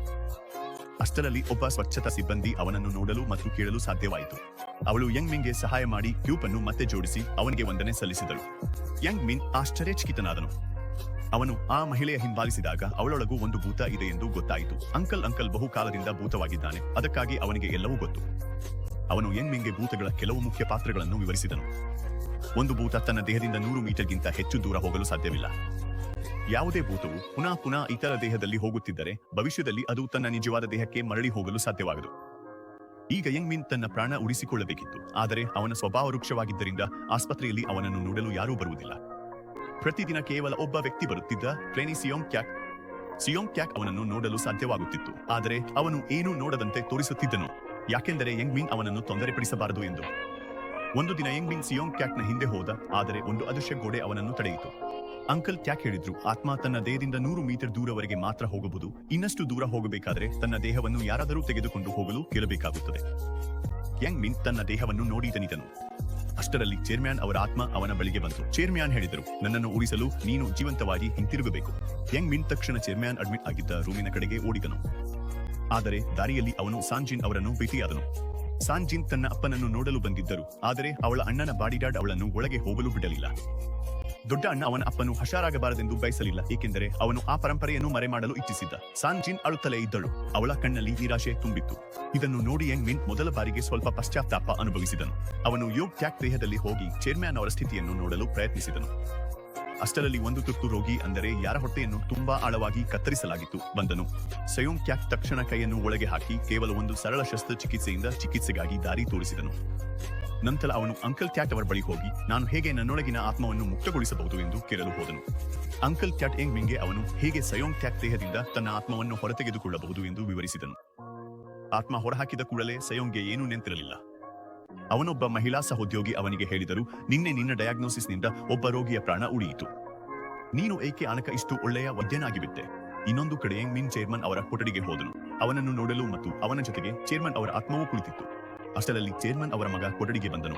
ಅವನು ತನ್ನ ತಂದೆಗೆ ಗಾಲಿಗಳು ಹೇಳಲು ಪ್ರಾರಂಭಿಸಿದನು. ತಾಶ್, ನೀನು ನನ್ನ ಅಕ್ಕನ ಮಾತು ಕೇಳಿದ್ದರೆ, ನೀನು ಶಸ್ತ್ರಚಿಕಿತ್ಸೆ ಮಾಡಿಸಿಕೊಳ್ಳದೆ ಇದ್ದಿದ್ದರೆ ಇಂದು ಜೀವಂತವಾಗಿರುತ್ತೆ. ಇದು ಕೇಳಿ ಇಬ್ಬರೂ ಆತ್ಮಗಳು, ಚೇರ್ಮನ್ ಮತ್ತು ಯಂಗ್ ಮಿನ್, ಅಚ್ಚರಿಪಟ್ಟು ನಿಂತರು. ಅವರಿಗೆ ಅರ್ಥವಾಯಿತು, ಚೇರ್ಮನ್ ಜೊತೆ ನಡೆದ ಎಲ್ಲವೂ ಅವನ ಮಗನೇ ಮಾಡಿದ್ದನು. ನಂತರ ಆ ಮಗ ಮೇಲಕ್ಕೆ ಹೋದನು, ಆಸ್ಪತ್ರೆಯ ನಿರ್ದೇಶಕರನ್ನು ಭೇಟಿಯಾಗಲು. ಅಲ್ಲಿ ಇಬ್ಬರು ಸೇರಿ ಮಾತುಕತೆ ನಡೆಸಿದರು. ನಿರ್ದೇಶಕ ಮತ್ತು ಚೇರ್ಮನ್ ಅವರ ಮಗ ಇಬ್ಬರು ಸೇರಿ ಚೇರ್ಮನ್ಗೆ ಹಾನಿ ಮಾಡುತ್ತಿದ್ದರು. ಅವರು ಜಾನ್ಲಿಯಿಂದ ಅವನ ದೇಹದಲ್ಲಿ ಮಾದಕ ವಸ್ತು ಸೇರಿಸಿದ್ದರು ಮತ್ತು ಯಂಗ್ ಮ್ಯಾನ್ನ ಅಪಘಾತಕ್ಕಾಗಿ ಡೆಲಿವರಿ ಬಾಯ್ನ ಯೋಜನೆ ರೂಪಿಸಿದ್ದರು. ಹಾಗಾಗಿ ಅವನು ಸಮಯಕ್ಕೆ ಚೇರ್ಮನ್ ಅವರನ್ನು ರಕ್ಷಿಸಲು ಸಾಧ್ಯವಾಗದಂತೆ. ಈ ಸಮಯದಲ್ಲಿ ತಾಹನ್, ಚೇರ್ಮನ್ ಅವರ ಪ್ರಾಣ ತೆಗೆದುಕೊಳ್ಳಲು ಯತ್ನಿಸಿದ್ದವನು, ತನ್ನ ಕೆಲ ಸಹೋದ್ಯೋಗಿಗಳೊಂದಿಗೆ ಯಂಗ್ ಮ್ಯಾನ್ನ ದೇಹವನ್ನು ನೋಡಲು ಬಂದನು. ಯಂಗ್ ಮೆನ್ ಕೋಮಾದಲ್ಲಿದ್ದರಿಂದ ಅವನನ್ನು ಎಲ್ಲರೂ ನಿರಾಶ್ರಯ ರೋಗಿಗಳು ಇರುವ ಒಂದು ಕೊಠಡಿಗೆ ಶಿಫ್ಟ್ ಮಾಡಲಾಯಿತು. ಅವರು ಎಂದಿಗೂ ಹೊರ ಹೋಗುವುದಿಲ್ಲ. ತಾನ್ ಹೇಳಿದನು, ಇವರು ಯಂಗ್ ಮಿನ್ ಹಿಂದೆಂದೂ ಶಸ್ತ್ರಚಿಕಿತ್ಸೆ ಮಾಡದವರು, ಏಕೆಂದರೆ ಅವರ ಬದುಕುವ ನಿರೀಕ್ಷೆ ಇರಲಿಲ್ಲ. ಈಗ ನೋಡಿ, ಅವನು ಕೂಡ ಇದೇ ಕಡೆ ಬಂದು ಬಿದ್ದಿದ್ದಾನೆ. ಈ ಮಾತು ಕೇಳಿ ಯಂಗ್ ಮೆನ್ ಶಾಕ್ ಆಗಿ ಬಿಟ್ಟನು. ಅವನು ಮೊದಲ ಬಾರಿ ಅನುಭವಿಸಿದನು. ಅವನು ಹಿಂದೆ ತಪ್ಪಾಗಿದ್ದನು. ಅವನು ರೋಗಿಗಳಿಗೆ ಸಹಾಯ ಮಾಡುತ್ತಿರಲಿಲ್ಲ, ಅವರನ್ನು ಬಿಟ್ಟು ಬಿಡುತ್ತಿದ್ದನು. ಅವನು ಅವಕಾಶಗಳು ಕಡಿಮೆ ಇದ್ದರೆ ಹಿಂದೆ ತಿರುಗಿ ನೋಡುತ್ತಿದ್ದನು. ಅವನ ಮುಂದೆ ಆ ರೋಗಿಗಳ ಆತ್ಮಗಳು ನಿಂತಿದ್ದವು. ಅವರು ಅವನನ್ನು ದ್ವೇಷಭರಿತ ದೃಷ್ಟಿಯಿಂದ ನೋಡುತ್ತಿದ್ದರು. ಯಂಗ್ ಮೆನ್ ಹೃದಯದಲ್ಲಿ ಪಶ್ಚಾತ್ತಾಪ ತುಂಬಿತು. ಆಗಿನಿಂದ ಪ್ರತಿ ಬಾರಿ ಯಾವುದಾದರೂ ರೋಗಿ ಗಂಭೀರ ಸ್ಥಿತಿಯಲ್ಲಿ ಇದ್ದಾಗ ಯಂಗ್ ಮೆನ್ ಯೋಗ್ನ ದೇಹದಲ್ಲಿ ಹೋಗಿ ತಜ್ಞ ವೈದ್ಯರಿಗೆ ಆತ್ಮವಿಶ್ವಾಸದಿಂದ ಶಸ್ತ್ರಚಿಕಿತ್ಸೆಯ ವಿಧಾನವನ್ನು ಹೇಳುತ್ತಿದ್ದನು. ಪ್ರತಿ ಯಶಸ್ವಿ ಶಸ್ತ್ರಚಿಕಿತ್ಸೆಯ ನಂತರ ಸಯೋಂಗ್ ಟ್ಯಾಕ್ ಹೀರೋ ಆಗುತ್ತಿದ್ದನು. ಆಸ್ಪತ್ರೆಯ ತರಬೇತಿ ವೈದ್ಯರು ಅವನ ಹೆಸರನ್ನು ಹೇಳಲು ಪ್ರಾರಂಭಿಸಿದರು. ಆದರೆ ಸಯೋಂಗ್ ಟ್ಯಾಕ್ಗೆ ಏನೋ ವಿಚಿತ್ರವಾಗುತ್ತಿದೆ ಎಂಬ ಅನುಭವ ಆಗತೊಡಗಿತು. ಅವನು ಟಿವಿ ಫುಟೇಜ್ ಪರಿಶೀಲಿಸಿದನು ಮತ್ತು ನಂತರ ಭದ್ರತಾ ಸಿಬ್ಬಂದಿಗೆ ಹೇಳಿ ಎಲ್ಲ ವಿಡಿಯೋಗಳನ್ನು ಅಳಿಸಿಬಿಡಿಸಿದನು. ಯಂಗ್ ಮೆನ್ನ ಆತ್ಮ ತನ್ನೊಳಗೆ ಮತ್ತೆ ಮತ್ತೆ ಪ್ರವೇಶಿಸುವುದರಿಂದ ಅವನು ತುಂಬಾ ದಣಿದಿದ್ದನು. ಆದ್ದರಿಂದ ಅವನು ಒಂದು ದಿನ ರಜೆ ತೆಗೆದುಕೊಂಡು ಮನೆಯಲ್ಲಿ ಕುಳಿತು ಆಟಗಳು ಆಡುತ್ತಿದ್ದನು. ಆದರೆ ಅದೇ ದಿನ ಆಸ್ಪತ್ರೆಯಲ್ಲಿ ಒಂದು ದೊಡ್ಡ ಘಟನೆ ಸಂಭವಿಸಿತು. ಯಂಗ್ ಮೆನ್ನ ಶರೀರವನ್ನು ಬೇರೆಡೆಗೆ ಸ್ಥಳಾಂತರಿಸಲಾಗಿತ್ತು. ಅವನಿಗೆ ಇದು ಗೊತ್ತಾದಾಗ ಅವನು ಓಡುತ್ತಾ ಹಾಸ್ಪಿಟಲ್ ರೂಮಿಗೆ ಹಿಂತಿರುಗಿದನು. ಆದರೆ ಅವನ ಶರೀರ ಅಲ್ಲಿ ಇರಲಿಲ್ಲ. ಡಾಕ್ಟರ್ಗಳು ಯಂಗ್ ಮೆನ್ನ ಅಚೇತನ ಶರೀರದ ಸುತ್ತಲೂ ನಿಂತಿದ್ದರು ಮತ್ತು ಅವನ ಆತ್ಮ ಭಯದಿಂದ ಸಿಯಾಂಗ್ ಟಾಕ್ ಅನ್ನು ಹುಡುಕುತ್ತಿತ್ತು, ಏಕೆಂದರೆ ಅವನು ತನ್ನ ಶರೀರದಲ್ಲಿ ಹೋಗಿ ಮತ್ತೆ ಜೀವಂತವಾಗಬೇಕೆಂದು ಬಯಸುತ್ತಿದ್ದನು. ಆದರೆ ಸಿಯಾಂಗ್ ಟಾಕ್ ಎಲ್ಲೂ ಕಾಣಿಸುತ್ತಿರಲಿಲ್ಲ. ಈ ಸಮಯದಲ್ಲಿ ಡೈರೆಕ್ಟರ್ಗೆ ಯಾರೋ ವಿನಂತಿ ಮಾಡಿದರು, ದಯವಿಟ್ಟು ಯಂಗ್ ಮೆನ್ ಅನ್ನು ಇಲ್ಲಿ ಇರಲು ಬಿಡಿ ಎಂದು. ಆದರೆ ಡೈರೆಕ್ಟರ್ ಅವನನ್ನು ಬಿಟ್ಟುಕೊಡದೆ ಗದರಿಸಿದರು. ಮರೆಯಬೇಡ ತಾಹನ್, ಯಂಗ್ ಮೆನ್ಗೆ ಹಾನಿ ಮಾಡಿದ್ದು ನೀನೇ. ಒಂದು ಪ್ರೊಫೆಸರ್ಶಿಪ್ಗಾಗಿ ಮಾತ್ರವಲ್ಲ, ಚೇರ್ಮನ್ಗೆ ಮನೆ ನೀಡುವ ಯೋಜನೆಯನ್ನು ಕೂಡ ನೀನೇ ಅವನ ಮಗನೊಂದಿಗೆ ಸೇರಿ ರೂಪಿಸಿದ್ದೆ. ಇನ್ನೊಂದೆಡೆ ಯಂಗ್ ಮೆನ್ ಗಾಬರಿಗೊಂಡು ಎಲ್ಲೆಡೆ ಓಡಾಡುತ್ತಿದ್ದನು. ಸಿಯಾಂಗ್ಗಾಗಿ ಅವನು ನೋಡಿದಾಗ ಡೀನ್ ಸ್ವತಃ ಅವನ ಸ್ಟ್ರಕ್ಚರ್ ಅನ್ನು ಎಳೆದೊಯ್ದು ಹೋಗುತ್ತಿದ್ದನು. ಅದೇ ಸಮಯದಲ್ಲಿ ಸೋನಾ ನಿಶ್ಶಬ್ದವಾಗಿ ಬಂದು ಯಂಗ್ ಮೆನ್ನ ದೇಹವನ್ನು ಎಲಿವೇಟರ್ ಕಡೆಗೆ ಪವಾಗಿ ತೆಗೆದುಕೊಂಡು ಹೋದರು. ಸ್ವಲ್ಪ ಸಮಯದ ನಂತರ ಒಬ್ಬ ಗೃಹಿಣಿಯೂ ಅಲ್ಲಿ ಬಂತು. ಅವಳು ಸಹಾಯ ಮಾಡಿ ಡೀನ್ ಅನ್ನು ನಿಲ್ಲಿಸಿದಳು. ಆದರೆ ಆಗಾಗಲೇ ಡೈರೆಕ್ಟರ್ ಸೋನಾವನ್ನು ಹಿಡಿದಿದ್ದನು. ಸೋನಾಕ್ಕೆ ಎಲ್ಲವನ್ನೂ ಹೇಗೆ ವಿವರಿಸಬೇಕು ಎಂಬುದು ಅರ್ಥವಾಗಲಿಲ್ಲ. ಅಷ್ಟರಲ್ಲಿ ಸಾನ್ ಜಿನ್ ಅಲ್ಲಿ ಬಂತು. ಅವಳು ಜೋರಾಗಿ ಹೇಳಿದಳು, ಯಂಗ್ ಮೆನ್ಗೆ ಯಾರೂ ಕೈ ಹಾಕಬಾರದು, ನಾನು ಅವನ ಗಾರ್ಡಿಯನ್. ಡೈರೆಕ್ಟರ್ ಹಾನ್ಕೂಪದಲ್ಲಿ ತನ್ನ ತಾಯಿಯ ಬಳಿಗೆ ಹೋಗಿ ಹೇಳಿದನು, ನನ್ನ ಚಿಕ್ಕ ಅಣ್ಣ ಸೋನಾ ಆಸ್ಪತ್ರೆಗೆ ಬಂದ ನಂತರ ಎಲ್ಲವೂ ಕೆಡವಾಯಿತು. ಆದರೆ ಅವರ ತಾಯಿ ಆದೇಶ ನೀಡಿದರು, ನಿನ್ನ ಅಣ್ಣನಿಗೆ ಸಹಾಯ ಮಾಡು. ನಂತರ ಸಾನ್ ಜಿನ್ ಯಂಗ್ ಮೆನ್ ಹತ್ತಿರ ಕುಳಿತಿದ್ದಳು. ಅವಳ ಕಣ್ಣಲ್ಲಿ ಕಣ್ಣೀರು ಇದ್ದವು. ಕಾಶ್, ನಾನು ಅವನನ್ನು ಎಂದಿಗೂ ಬಿಟ್ಟಿರಲಿಲ್ಲ. ಇದು ಕೇಳಿದ ಯಂಗ್ ಮಿನ್ ಅರ್ಥ ಮಾಡಿಕೊಂಡನು. ಸಾನ್ ಜಿನ್ ಇನ್ನೂ ಅವನನ್ನು ಪ್ರೀತಿಸುತ್ತಾಳೆ. ಅವನು ಅವಳನ್ನು ಹಿಂಬಾಲಿಸಿದ್ದ, ಆದರೆ ಅವಿನಾಭಾವ್ಯ ಶತಮಿ ತಿರುಗಡಿ ಅವನನ್ನು ನಿಲ್ಲಿಸಿತು. ಯಂಗ್ ಮಿನ್ ಹೃದಯ ಮುರಿದು ಹೋಯಿತು. ಅಷ್ಟರಲ್ಲಿ ಯೋಂಗ್ ಟ್ಯಾಕ್ ಅಲ್ಲಿ ಹಾದು ಹೋಗುತ್ತಿದ್ದನು. ಯಂಗ್ ಮಿನ್ ತಕ್ಷಣ ಅವನ ದೇಹದಲ್ಲಿ ಪ್ರವೇಶಿಸಿ ಸಾನ್ ಜಿನ್ ಅನ್ನು ಹಿಂಬಾಲಿಸಲು ಪ್ರಾರಂಭಿಸಿದನು. ಅವನು ಕಾರನ್ನು ತೆಗೆದುಕೊಂಡು ಸಾಯೋಂಗ್ ಟ್ಯಾಕ್ ದೇಹದಲ್ಲಿ ಇಡೀ ದಿನ ನಗರದಲ್ಲಿ ಸುತ್ತಾಡುತ್ತಿದ್ದನು. ಆದರೆ ಸಂಜೆ ರಸ್ತೆಯಲ್ಲಿ ನಡೆಯುತ್ತಿದ್ದಾಗ ಅವನು ಒಬ್ಬ ಹೆಂಗಸಿಗೆ ಡಿಕ್ಕಿ ಹೊಡೆದನು ಮತ್ತು ಅವನ ಆತ್ಮ ಅವನ ದೇಹದಿಂದ ಹೊರಬಿದ್ದಿತು. ಯಾಕೆಂದರೆ ನಿಜವಾದ ದೇಹ 100 ಮೀಟರ್ಗಿಂತ ಹೆಚ್ಚು ದೂರದಲ್ಲಿತ್ತು. ಇನ್ನೂ ಕೆಲವೇ ಸೆಕೆಂಡುಗಳು ಹೋದರೂ ಅವನ ಆತ್ಮ ಶಾಶ್ವತವಾಗಿ ನಾಶವಾಗುತ್ತಿತ್ತು. ಯಂಗ್ ಮಿನ್ ಕೂಗಲು ಪ್ರಾರಂಭಿಸಿದನು, ನನ್ನನ್ನು ಉಳಿಸಿ, ನಾನು ಸಾಯುತ್ತೇನೆ. ಆದರೆ ಸಾಯೋಂಗ್ ಟಾಕ್ ಗಮನ ಬೇರೆಡೆ ಇತ್ತು. ಆಕೆ ಪ್ರಜ್ಞಾಹೀನಳಾಗಿದ್ದಳು ಮತ್ತು ಅವಳಿಗೆ ಗಂಭೀರವಾದ ಕಾಯಿಲೆ ಇರುವಂತೆ ಕಾಣುತ್ತಿತ್ತು. ಯಂಗ್ ಮಿನ್ ಕೈಗಳು ಮಂಕಾಗಲು ಪ್ರಾರಂಭಿಸಿದವು. ಅವನ ಆತ್ಮ ಬಹುತೇಕ ಅಡಗಿ ಹೋಗುತ್ತಿತ್ತು. ಅಷ್ಟರಲ್ಲಿ ಸಯೋಂಗ್ ಟಾಕ್ ತನ್ನ ಕೈಯನ್ನು ಅವನ ಕಡೆಗೆ ತ್ವರಿತವಾಗಿ ಚಾಚಿದನು. ನನ್ನ ದೇಹಕ್ಕೆ ಹಿಂತಿರುಗಿ ಈ ರೋಗಿಯ ಪ್ರಾಣ ಉಳಿಸಬೇಕು. ಯಂಗ್ ಮಿನ್ ತಕ್ಷಣ ಕೈ ಹಿಡಿದು ಮತ್ತೆ ಸಯೋಂಗ್ ಟಾಕ್ ದೇಹದಲ್ಲಿ ಪ್ರವೇಶಿಸಿದನು. ನಂತರ ಸಯೋಂಗ್ ಟಾಕ್ ರೂಪದಲ್ಲಿ ಯಂಗ್ ಮಿನ್ ಶಸ್ತ್ರಚಿಕಿತ್ಸಾ ಉಪಕರಣಗಳನ್ನು ಸ್ಯಾನಿಟೈಸ್ ಮಾಡಿ ರಸ್ತೆಯ ಮಧ್ಯದಲ್ಲೇ ತುರ್ತು ಶಸ್ತ್ರಚಿಕಿತ್ಸೆ ಪ್ರಾರಂಭಿಸಿದನು. ರೋಗಿಯ ಪ್ರಾಣ ಉಳಿಸಲು ಆ ಮಹಿಳೆಯ ಸ್ಥಿತಿ ತುಂಬಾ ಗಂಭೀರವಾಗಿತ್ತು. ಆದರೆ ಸಮಯಕ್ಕೆ ತಕ್ಕಂತೆ ಅವಳನ್ನು ತುರ್ತು ಆಸ್ಪತ್ರೆಗೆ ಕರೆದೊಯ್ಯಲಾಯಿತು. ತಾಹನ್ ಆಶ್ಚರ್ಯಚಕಿತನಾಗಿದ್ದನು, ಸಾಂಗ್ ಇಷ್ಟು ಕಠಿಣ ಪರಿಸ್ಥಿತಿಯನ್ನು ಹೇಗೆ ನಿಭಾಯಿಸಿದನು ಎಂದು.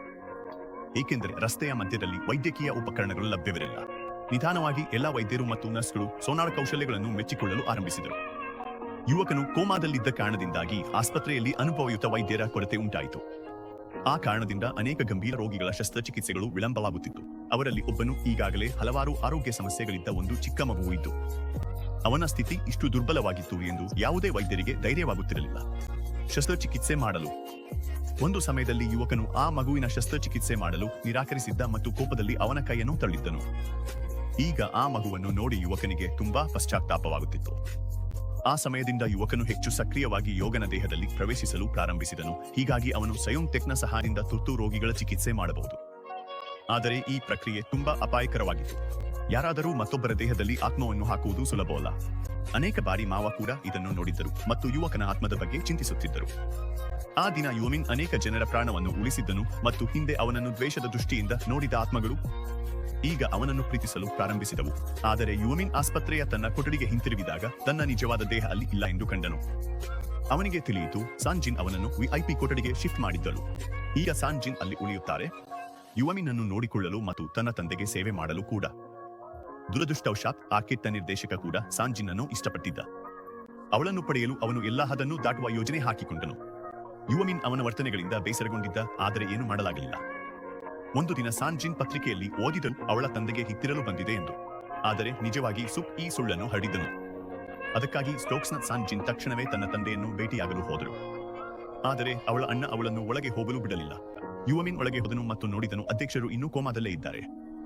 ಅವನು ಘೋಷಿಸಿದನು, ಸುಕ್ ಸ್ಟೋಕ್ಸ್ಗಳನ್ನು ಅವುಗಳ ಶಿಖರದಲ್ಲಿ ಮಾರುತ್ತಾನೆ ಮತ್ತು ಅವನ ತಂದೆ ಸತ್ತ ಮೇಲೆ ಸ್ಟೋಕ್ಸ್ಗಳು ಕುಸಿಯುತ್ತವೆ. ಆಗ ಅವನು ಕಡಿಮೆ ಬೆಲೆಯಲ್ಲಿ ಎಲ್ಲವನ್ನೂ ಮತ್ತೆ ಖರೀದಿಸಿಕೊಳ್ಳುತ್ತಾನೆ. ಯುವಮಿನ್ ತಾಹನ್ನ ಹಿಂದೆ ಹೋದನು ಮತ್ತು ರಹಸ್ಯ ಬಹಿರಂಗವಾಯಿತು. ತಾಹನ್ ಕೂಡ ನಿರ್ದೇಶಕ ಮತ್ತು ಅವನ ಮಗನಿಗೆ ಸಹಾಯ ಮಾಡುತ್ತಿದ್ದನು. ನಿರ್ದೇಶಕರು ತನ್ನನ್ನು ಸಾನ್ಜಿನ್ ಅವರ ತಂದೆಯ ಆರೈಕೆಗಾಗಿ ನೇಮಿಸಿದರು ಮತ್ತು ಅಗತ್ಯವಿದ್ದಾಗ ಅವರ ಉಸಿರಾಟದ ಟ್ಯೂಬ್ ತೆಗೆದುಹಾಕಲು ಹೇಳಿದ್ದರು. ಇದೇ ಕೆಲಸವನ್ನು ನೀಡಲಾಗಿತ್ತು. ಇದಕ್ಕೆ ಬದಲಾಗಿ ತಾಹನ್ಗೆ ಪ್ರೊಫೆಸರ್ ಆಗಿ ನೇಮಕ ಮಾಡುವ ಭರವಸೆ ನೀಡಲಾಗಿತ್ತು. ಇವೆಲ್ಲವನ್ನು ತಿಳಿದು ಯುವಮಿನ್ನ ರಕ್ತ ಕುದಿಯಿತು. ಅವನು ತಕ್ಷಣ ತಾಹನ್ನನ್ನು ಹಿಂಬಾಲಿಸಿ ಅವನನ್ನು ಹೊಡೆಯಲು ಪ್ರಾರಂಭಿಸಿದನು. ಆದರೆ ಹೊಡೆಯುವುದರಿಂದ ಯಾವುದೇ ಪರಿಣಾಮವಾಗಲಿಲ್ಲ. ಯುವಮಿನ್ಗೆ ತನ್ನ ಮೇಲೆ ಪಶ್ಚಾತ್ತಾಪವಾಯಿತು. ಆದ್ದರಿಂದ ಅವನು ತಕ್ಷಣ ಸಾಜನ್ ಅವರ ತಂದೆಯ ಬಳಿ ಕ್ಷಮೆ ಕೇಳಲು ಹೋದನು. ಅವನು ವಾಗ್ದಾನ ನೀಡಿದನು, ನಾನು ಯಾವ ಪರಿಸ್ಥಿತಿಯಲ್ಲೂ ನಿಮ್ಮ ಆ ನಿಷ್ಪ್ರಯೋಜಕ ಮಗನ ವಿರುದ್ಧದ ಹೋರಾಟದಲ್ಲಿ ನಿಮಗೆ ಸಹಾಯ ಮಾಡುತ್ತೇನೆ. ಆ ರಾತ್ರಿ ಯಂಗ್ ಮಿನ್ನ ಆತ್ಮ ಮತ್ತೆ ದೇಹಕ್ಕೆ ಪ್ರವೇಶಿಸಿ ತಾಹನ್ನನ್ನು ಹುಡುಕಲು ಹೋದನು. ಅವನ ಎಲ್ಲಾ ರಹಸ್ಯಗಳನ್ನು ಹೇಳಲು ಸಯೋಂಗ್ ಟಾಕ್ ತಾಹನ್ಗೆ ಬೆದರಿಕೆ ಹಾಕಿದನು. ನೀನು ಬದುಕಿರಲು ಇಚ್ಛಿಸುತ್ತಿದ್ದರೆ ಈ ಕೆಟ್ಟ ಕೆಲಸಗಳನ್ನು ತಕ್ಷಣ ನಿಲ್ಲಿಸು.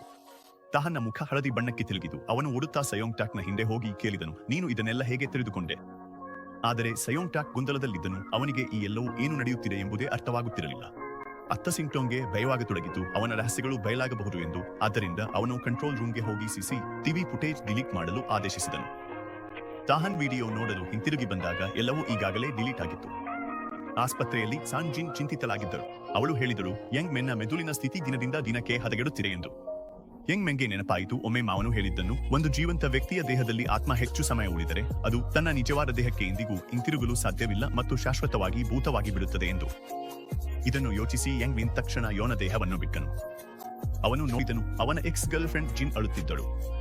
ಅವಳು ಹೇಳುತ್ತಿದ್ದಳು, ನೀನು ಹಿತ್ತಿನಲ್ಲಿ ಬಂದುಕೊಂಡರೆ ನಾನು ಎಂದಿಗೂ ನಿನ್ನನ್ನು ಬಿಟ್ಟು ಹೋಗುವುದಿಲ್ಲ ಎಂದು. ಇದು ಕೇಳಿ ಯಂಗ್ ಮಿನ್ ಪ್ರತಿಜ್ಞೆ ಮಾಡಿದನು, ನಾನು ಇನ್ನು ಮುಂದೆ ಯಾರಾದರೂ ಮತ್ತೊಬ್ಬರ ದೇಹದಲ್ಲಿ ಪ್ರವೇಶಿಸುವುದಿಲ್ಲ ಎಂದು. ಅಷ್ಟರಲ್ಲಿ ಆಸ್ಪತ್ರೆಯಲ್ಲಿ ಒಂದು ಕಪ್ಪು ನೆರಳು ಕಾಣಿಸಿಕೊಂಡಿತು. ಒಂದು ತಪ್ಪು ಅದನ್ನು ನೋಡಿ ಇನ್ನೊಂದು ಆತ್ಮವು ಬೆಚ್ಚಿ ಬಿದ್ದಿತು. ಅದು ಒಂದು ಡೆಲಿವರಿ ಬಾಯ್ನ ಆತ್ಮವಾಗಿತ್ತು. ಅದೇ ಸಮಯದಲ್ಲಿ ಆಸ್ಪತ್ರೆಗೆ ಮತ್ತೊಬ್ಬ ಗಂಭೀರ ರೋಗಿಯನ್ನು ತರಲಾಯಿತು. ಅವನಿಗೆ ಹೃದಯಾಘಾತವಾಗಿತ್ತು. ಯಂಗ್ ಮಿನ್ ಅವನನ್ನು ನೋಡುತ್ತಿದ್ದಂತೆ ಅರ್ಥ ಮಾಡಿಕೊಂಡನು, ಈ ಪ್ರಕರಣ ತುಂಬಾ ಕಷ್ಟದದು ಎಂದು. ಪ್ರೊಫೆಸರ್ ತಾಹನ್ ತಕ್ಷಣವೇ ಹೇಳಿದರು, ನಾನು ಇದರ ಚಿಕಿತ್ಸೆ ಮಾಡಲಾಗದು. ಅವರು ಯೂನ್ ಟಾಕ್ಗೆ ಶಸ್ತ್ರಚಿಕಿತ್ಸೆ ಮಾಡಲು ಸಲಹೆ ನೀಡಿದರು. ಆದರೆ ಟಾಕ್ ಗಾಬರಿಗೊಂಡನು, ನನಗೆ ಶಸ್ತ್ರಚಿಕಿತ್ಸೆ ಬರೋದಿಲ್ಲ. ಆದರೆ ಅವನು ರೋಗಿ ಅಳುತ್ತಿರುವ ಹೆಂಡತಿ ಮತ್ತು ಮಕ್ಕಳನ್ನು ನೋಡಿದಾಗ ಅವನ ಹೃದಯ ಕರಗಿತು. ಅವನು ಒಪ್ಪಿಕೊಂಡನು, ಈ ರೋಗಿಯನ್ನು ತಕ್ಷಣವೇ ಶಸ್ತ್ರಚಿಕಿತ್ಸಾ ಕೊಠಡಿಗೆ ತೆಗೆದುಕೊಂಡು ಹೋಗಿ ಎಂದು. ನಿಜವಾಗಿ ಅವನು ಯಂಗ್ ಮೆನ್ ತನ್ನ ದೇಹದಲ್ಲಿ ಪ್ರವೇಶಿಸಬೇಕೆಂದು ಬಯಸುತ್ತಿದ್ದನು. ಆದರೆ ಯಂಗ್ ಮೆನ್ ಇತ್ತೀಚೆಗೆ ಸಾಂಜಿನ್ ಅವರ ಮುಂದೆ ಪ್ರತಿಜ್ಞೆ ಮಾಡಿದನು, ಇನ್ನು ಮುಂದೆ ಯಾರ ದೇಹಕ್ಕೂ ಅವನು ಪ್ರವೇಶಿಸುವುದಿಲ್ಲ ಎಂದು. ಆದ್ದರಿಂದ ಈ ಬಾರಿ ಸಿಯೋಂಗ್ ಟಾಕ್ ಶಸ್ತ್ರಚಿಕಿತ್ಸೆಯನ್ನು ತಾನೇ ಮಾಡಬೇಕಾಯಿತು. ಶಸ್ತ್ರಚಿಕಿತ್ಸೆ ಆರಂಭವಾದ ಕೂಡಲೇ ನಿರ್ದೇಶಕರು ಮತ್ತು ಇತರ ವೈದ್ಯರು ವೀಕ್ಷಣಾ ಕೊಠಡಿಗೆ ಬಂದು ನಿಂತರು. ಸಿಯೋಂಗ್ ಒಂದು ಕ್ಷಣ ಭಯಗೊಂಡನು. ಅವನ ಕೈಗಳು ಕಂಪಿಸುತ್ತಿದ್ದವು, ಸ್ಕಾಲ್ಪೆಲ್ ಹಿಡಿಯುವುದು ಕಷ್ಟವಾಗಿತ್ತು.